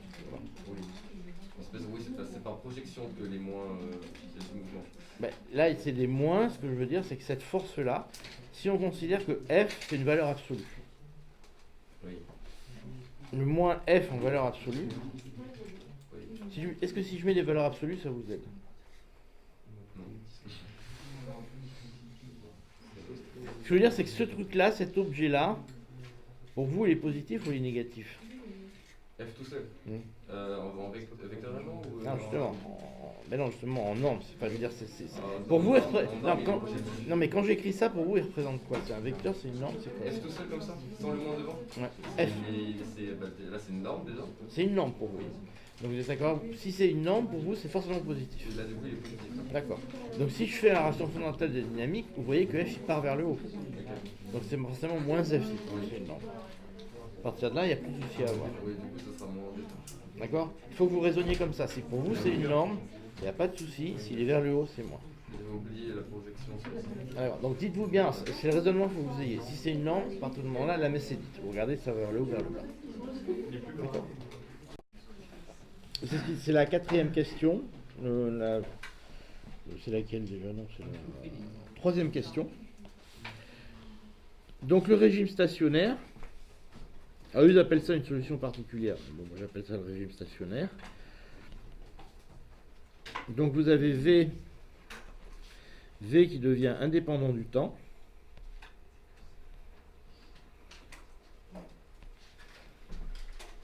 Et ça a pour conséquence très simple que dV sur dt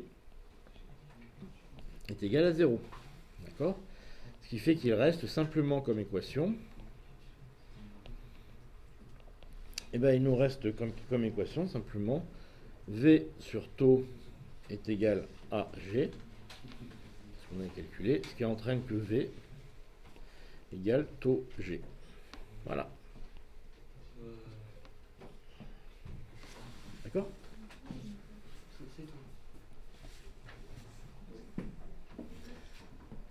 Et l'histoire d'exponentielle et tout. Elle viendra. Ça, c'est la vitesse limite.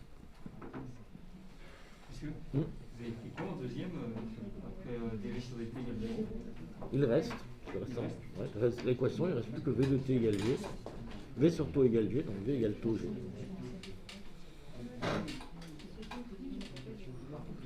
Alors si vous voulez mettre en pièce, il faut dire taux, ça vaut quoi déjà ce machin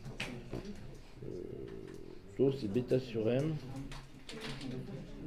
C'est m sur bêta taux, c'est ça, je sais pas comment je définis.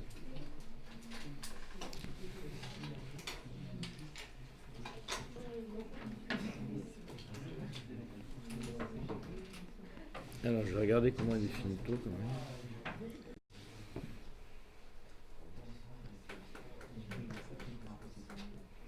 Là, je vous ai fait une belle fraction.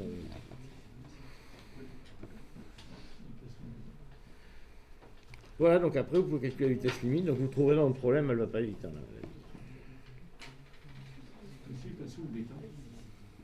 ben, bêta, c'est 6 pi eta r. Si je vous remonte, on l'a défini plus haut, bêta. Alors c'est le genre de problème, on fait souvent des changements de, des changements de notation tout le long parce qu'on ne peut pas se trimballer des trucs. Non parce que là vous aviez simplement ça, dv sur dt égale 0, vous aviez v sur taux égale g. C'est tout ce donc il y avait un plus. Bah ce euro qui recule pas le garçon. Parce qu'il me semblait qu'on avait écrit que f c'était égal à bêta fois b. C'est ça? Il me semblait qu'on avait écrit que f était égal à b. Bah, de toute façon quand vous sautez dans l'avion vous ne montez pas. Hein. Ou alors vous avez un truc. Hein. Alors les chiffres, je ne les ai pas mis là, bon je vous le dis pour vous, si vous sautez d'un avion sans rien faire, vous allez à 200 à l'heure à peu près. Et je crois qu'il vous faut à peu près, pas bien longtemps pour les atteindre, il vous faut je crois 20 mètres ou un truc comme ça. C'est-à-dire qu'à partir du moment où vous allez sauter à plus de 20 mètres, vous pouvez sauter à 1000 mètres, c'est pareil à peu près. C'est psychologique après, je veux dire.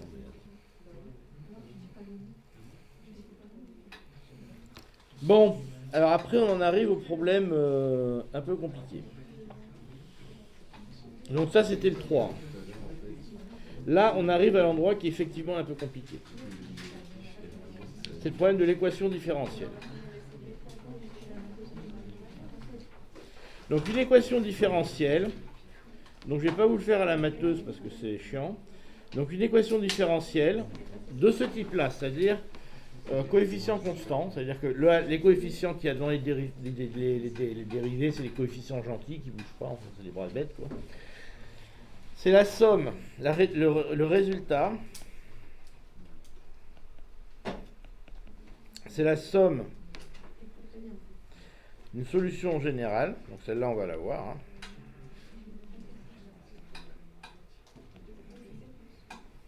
Plus une solution particulière.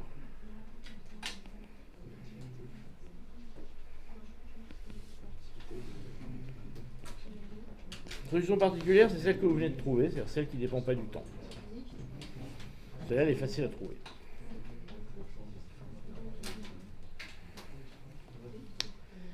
Celle-là, elle ne dépend pas du tout du temps, donc vous la trouvez, c'est facile. La solution générale, c'est là que les Athéniens s'atteignent. La solution générale, c'est la solution sans second membre.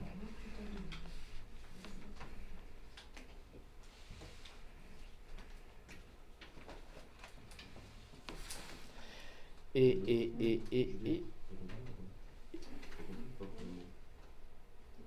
pour l'instant, je vous dis simplement que quand on cherche la solution de ce truc-là, ce qu'on cherche comme solution, c'est la vitesse, on est d'accord avec moi. La solution de ce truc, ça va être la somme de deux fonctions V. Et on a une, c'est la solution particulière. Ce qu'on appelle une solution particulière, c'est celle qui ne dépend pas du temps. Oui, mais en fait, j'ai encore un problème avec le moins. On peut revenir à... Donc, le coût de la solution générale, tout le monde a compris.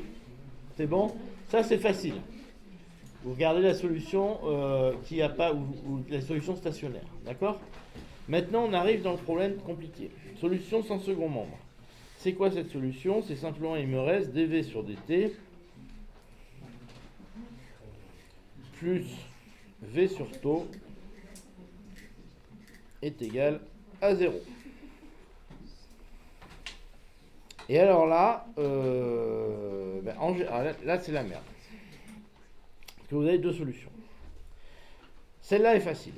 Deuxième solution, si on va jusqu'au second degré dans la dérivée. Là, ça devient compliqué si on ne vous a pas fait un cours exprès là-dessus. Parce qu'il faut faire les polynômes caractéristiques, machin, truc des bidules. Ça, je pense qu'on ne vous le demandera pas. Là, ça devient relativement facile dans un certain nombre de cas. Je vais vous lister les cas où ça devient facile. Le cas A, c'est facile, parce que vous avez dv sur dt est égal à moins v sur tau.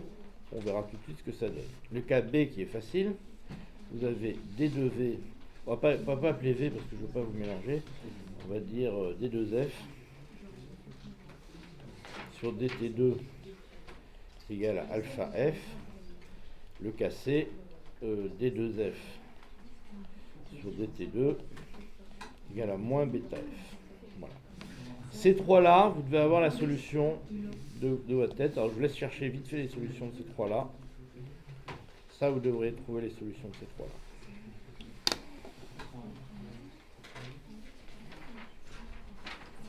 Ce que je cherche, hein, c'est v égale f égale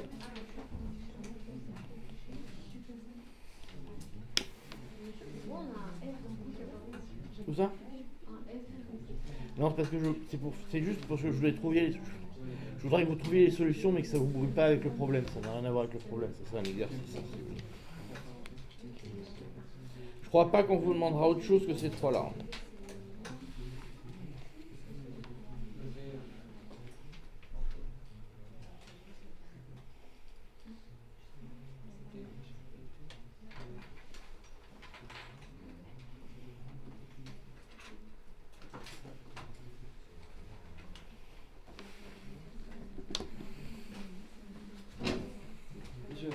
On a le droit de faire des produits en croix même dans ces cas-là ou pas?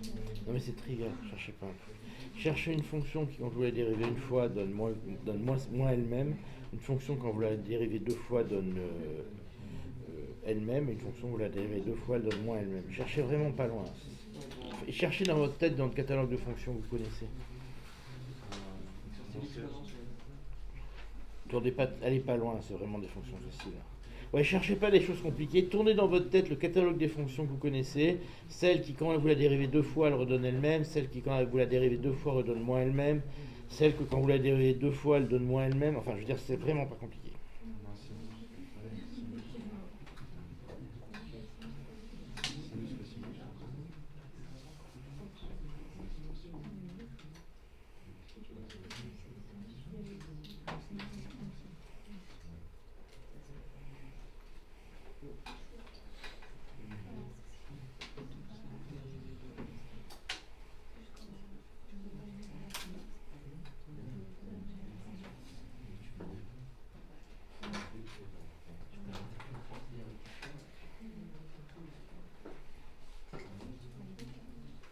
Voilà, essayez de me trouver les trois que vous pouvez. Je vous dis, cherchez pas compliqué, faites tourner dans votre tête toutes les fonctions simples que vous connaissez, que vous avez vu au lycée. Quelle heure qu'il est? Oh putain, il est juste là.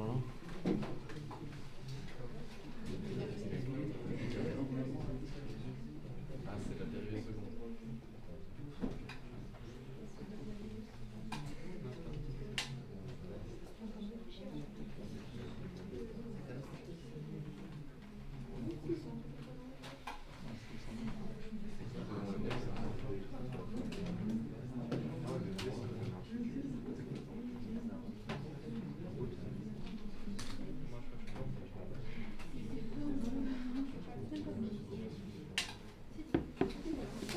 Alors, quelqu'un a une idée fulgurante. Oh putain, je casse la gueule ma chaise. Oh là là là. Bon alors, une fonction qui, quand on la dérive, elle tourne en rond sur elle-même. L'exponentielle, bon, vous tourne en rond sur elle-même. Donc la première, ça va être v est égal à a exponentielle de moins t sur tau. N'oubliez pas de lui mettre un petit préfacteur devant, un a, on va voir qu'il sert pas mal ce soir. D'accord? Donc ça, pareil, comme elle tourne en rond sur elle-même, quand on dérive deux fois, elle va faire aussi la même chose. Donc ici c'est a exponentielle, je vais mettre un b pour changer un peu, exponentielle de quoi je vais appeler, de oméga t par exemple, tout comme ça. Et puis celle-là, une qui change de signe quand on la dérive, c'est laquelle? Une qui change de signe quand on la dérive, c'est presque. Hein, là? Non. Une fonction qui a le bon goût de faire moins quand elle change de signe, puis on la dérive, elle fait pas moins, puis on la dérive, elle fait moins. Voilà. Donc elle suit, c'est un truc du genre A quelque chose comme cosinus oméga t, ou voilà. Donc c'est tous les trois que vous avez à retenir. Vous en avez une qui ne bouge pas quand on la dérive, c'est l'exponentielle. Une, quand on la dérive une fois, elle change de signe. 2 fois, elle revient sur elle-même. 3 fois, elle rechange de signe. Elle tourne en rond comme ça, mais en changeant de signe. Retenez, il y en a 3 à savoir pour vous. 3, c'est pas dur. Dès que vous voyez un truc que vous dérivez 2 fois, ça fait un moins, et la même fonction, dites-vous que c'est du sinus. Quand ça dérive et que ça reste pareil, c'est de l'exponentielle. Et puis voilà, quoi, je veux dire, cherchez pas plus loin pour vous. En gros, c'est ça. Ça va pas péter loin. Ouais. Il y a écrit quoi A cos oméga t, c'est un truc qui va avoir cette tête-là, si vous voulez. Alors c'est pas bien marqué parce que quand vous dérivez A cos oméga t une fois, ça vous fait. Pour le B, c'est bien un B que vous avez. Ouais, c'est un B. Bon, c'est pas bien écrit parce que l'idée c'est que quand vous dérivez, ça vous donne 2 fois la même chose, etc. Il faut le faire proprement. À la maison, ce que vous faites, c'est vous reprendrez dans l'autre sens pour dériver toutes ces fonctions pour bien vérifier que ça donne bien ce que vous voulez. Pourquoi on a un A? Oui, autant. Alors le A, c'est ce qu'on appelle les conditions limites. Parce que quand vous intégrez, rappelez-vous en cinématique, on mettait un truc à l'origine. Là, c'est pareil. Quand on l'intègre, on ne sait pas quelle va être la valeur de l'exponentielle à l'origine. Vous allez voir qu'elle est importante. Bon, alors maintenant, je crois que si vous avez compris ça, vous avez. Alors, c'est plus compliqué que ça, les équadifs. Mais votre niveau, c'est ce qu'on vous demande de savoir.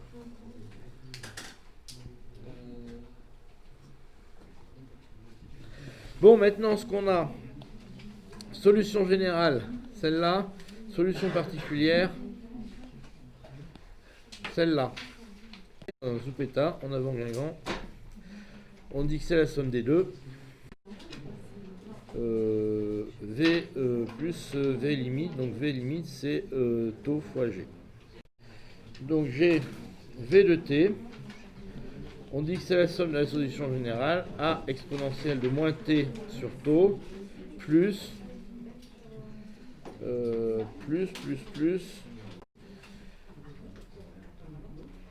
Ça ne doit pas déterminer la A.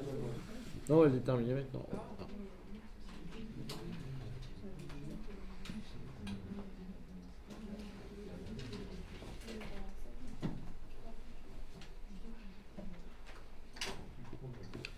Donc ça, c'est pas compliqué, ce que je viens d'expliquer, hein. Solution particulière plus solution générale.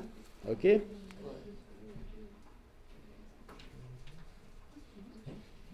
Alors, eux, ils appellent ça V limite, hein, donc on va écrire ça proprement, on va écrire A exponentielle moins t sur taux plus V limite. Ça, c'est juste la notation. Eux, ils ont appelé ça V limite. C'est juste pour leur faire plaisir.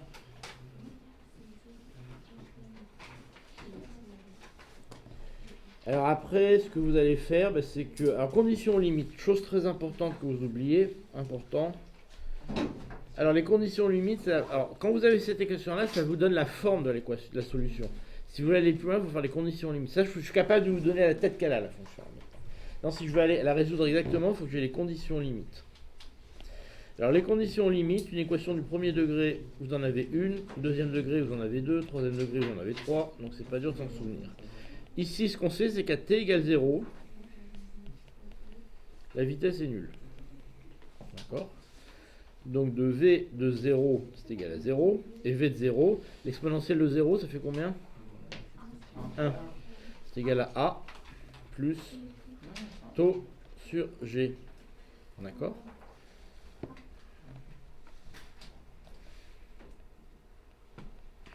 V de 0 égale 0. Et je trouve de façon automatique que A égale à moins V limite.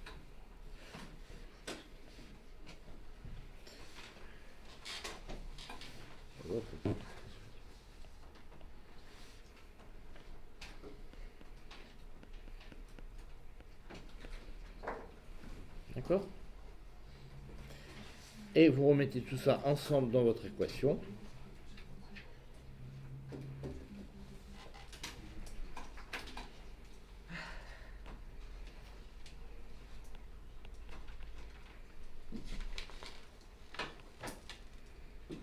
Et vous trouvez que V est égal à V limite 1 moins exponentielle de moins t sur taux.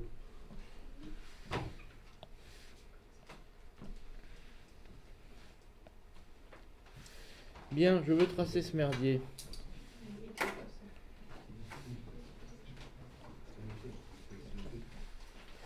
En 0, ça fait combien ça?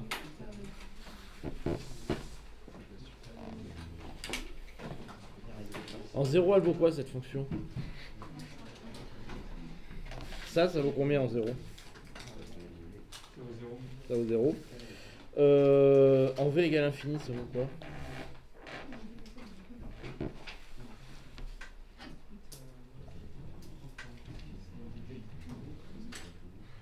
Ça vaut quoi en V égale infini? Qu'est-ce qui tend vers l'infini? Le temps. Ah, le temps.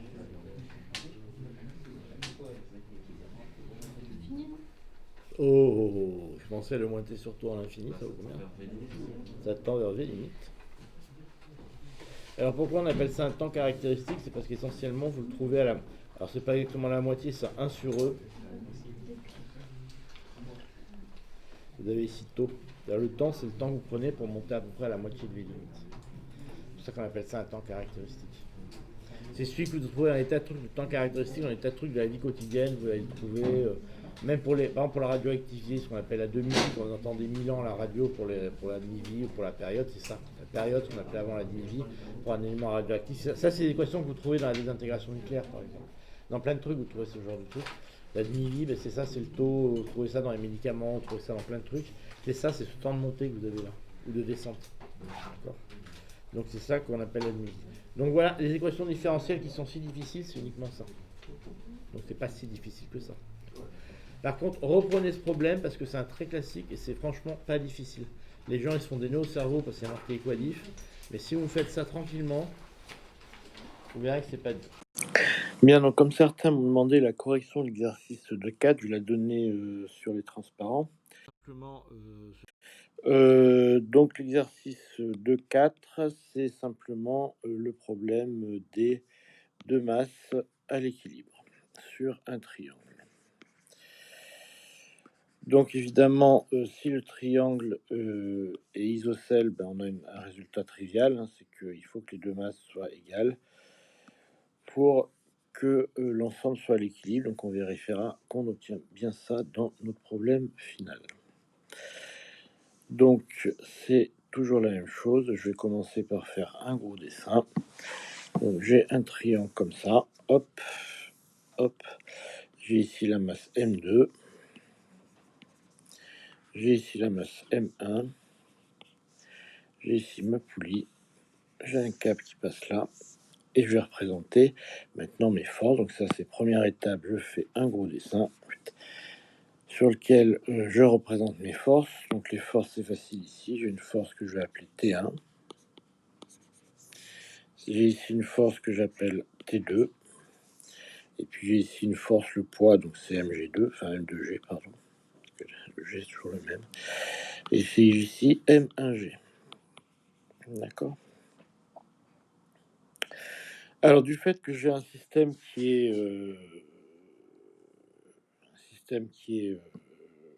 est sans frottement et qui en plus est à l'équilibre, ça il est à l'équilibre, donc ça c'est important. Je peux écrire que en module, j'ai T1 qui est égal à T2. Bon, ça c'est toujours vrai. Mais localement, je vais pouvoir écrire que j'ai la force de tension qui est là, compense exactement cette composante du poids ici, selon X. D'accord. Donc ça, c'est quelque chose qui va nous simplifier la vie. J'ai pas d'accélération, j'ai rien, donc je vais avoir une équation particulièrement simple. Ok. Donc par contre, en deuxième chose, je vais quand même essayer de projeter mes forces sur un repère pas trop bête. Alors je vais le faire des deux côtés séparément, comme ça vous permettra de voir les choses plus simplement. Donc du côté droit, je vais choisir un repère, tant qu'à faire qu'il soit pas trop con, celui-là. Et puis je choisis le même de l'autre côté, sauf qu'il n'est pas orienté pareil. Donc je vais appeler ici un repère X et Y. D'accord. Alors si je représente X et Y, ben, j'ai forcément le poids qui est comme ça, M2G. Alors, évidemment, dans ce truc-là, ce qui va être un petit peu, ah non, le poids, il est pas droit, justement. C'est lui qui est pas droit, excusez-moi. Donc, le poids, c'est lui qui va me poser souci. Donc, le poids, lui, je le mets pas pour l'instant. C'est T qui est très facile, parce que T, il est uniquement dans cette direction-là. Donc, T2, c'est très facile. Alors, le poids, lui, il est un peu tordu. Lui, il est un peu comme ça, le poids. D'accord. Alors, tout le problème, c'est de retrouver où sont les angles dans cette histoire. Parce que je vous rappelle qu'ici, on a un angle bêta. Et ici, on a un angle alpha. Alors, le problème, c'est de retrouver où sont mes angles alpha et bêta dans cette histoire. Alors là, il ne faut pas se planter, donc vous faites comme vous voulez. Il y a des tas de façons de trouver où sont les angles. Alors, il y en a qui aiment bien dire que les droites perpendiculaires entre elles font des angles égaux. Enfin, bon, ça, c'est un peu comme vous voulez. Vous trouvez la technique que vous voulez. L'essentiel, c'est que ça marche.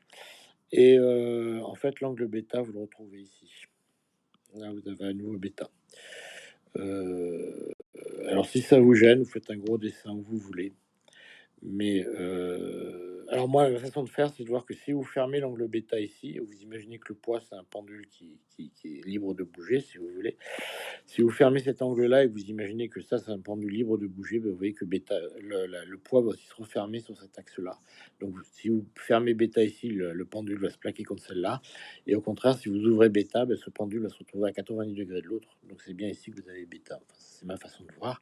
Et chacun trouvera la sienne. Et donc, ici, vous avez l'angle bêta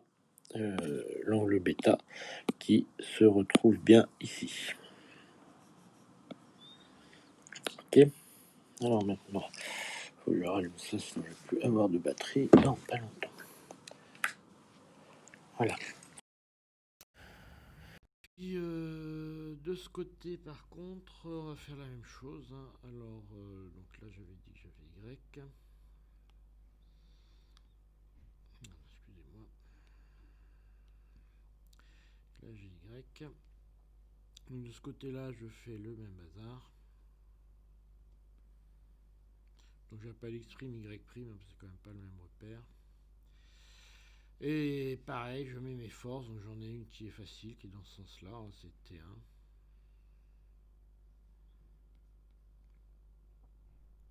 Puis alors ce coup-ci, par contre, mon M1G se barre dans ce sens.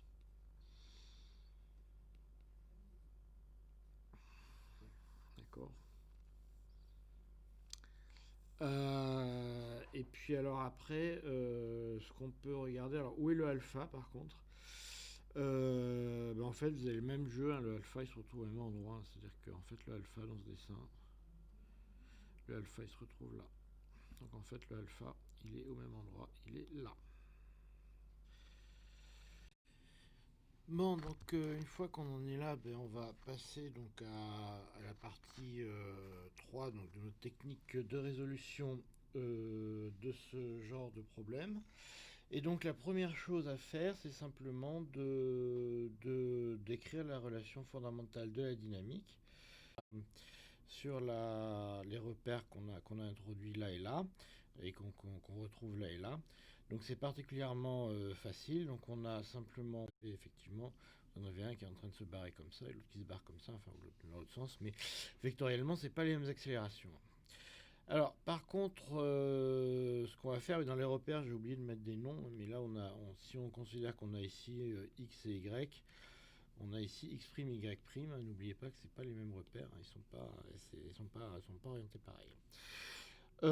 Donc maintenant, ce qu'on va pouvoir faire, c'est projeter ça sur les différents axes. Alors, il y a une force que j'ai oubliée, mais qui n'est pas forcément très intéressante ici, c'est la réaction du support. Hein. Donc vous avez ici la réaction du support, ici et ici. Alors cette force-là, j'en ai pas tenu compte parce qu'elle va pas être palpitante, puisqu'en fait, elle va simplement compenser le poids. Et comme il n'y a pas de frottement dans notre système, c'est pas une force qui va être très pertinente. Donc on va se contenter de regarder ce qui se passe selon l'axe X, et X' ici, donc ce qui se passe selon cette direction. Puis selon cette direction-là, on a simplement la réaction qui compense le poids ici. D'accord ? Donc ça va nous donner, comme on est ici à l'équilibre, hein, on a ajouté directement, hein, Donc vous regarderez ça, si vous avez des doutes, vous faites un petit dessin sur un triangle rectangle et vous voyez que ce qui apparaît là, c'est simplement le sinus, d'accord? Donc vous avez M2G, le bêta qui apparaît là, voilà. Les autres ne font pas vraiment de sens parce que si vous trouvez que, si vous mettez alpha égale pi sur 2 par exemple, vous trouvez forcément que vous avez l'autre qui va se refermer, donc vous avez un mur vertical, ce qui n'a pas vraiment de sens. C'est pareil si vous trouvez alpha égale 0. Donc il va nous donner la chose suivante, on écrit que la somme des forces est égale à l'accélération. Donc on va écrire ça simplement pour nos deux cubes. Donc il faut voir que on va écrire ça pour les deux cubes séparément sur T1 plus P1 qui est égal à M1 A1, et puis de l'autre côté on a T2 plus P2 qui est égal à M2 A2. Alors il faut faire attention que vectoriellement les accélérations ne sont pas les mêmes ici. Alors l'autre chose importante, c'est que les accélérations qui sont nulles. Donc à l'équilibre, on a de façon évidente, on a que A1 en module est égal à A2 qui est égal à 0. Okay, donc ça c'est fait. Et maintenant donc on projette sur x et x'. Donc sur x, sur OX et OX', et O'X' si vous voulez, et vous obtenez de façon évidente que que M2G, alors là sinus bêta, alors je vérifie juste que qui est égal à T2, et puis vous avez M1G sinus alpha qui est égal à T1. Ok. Et puis comme on a une corde qui est indéformable, donc il n'est pas élastique, puis on a une poulie parfaite,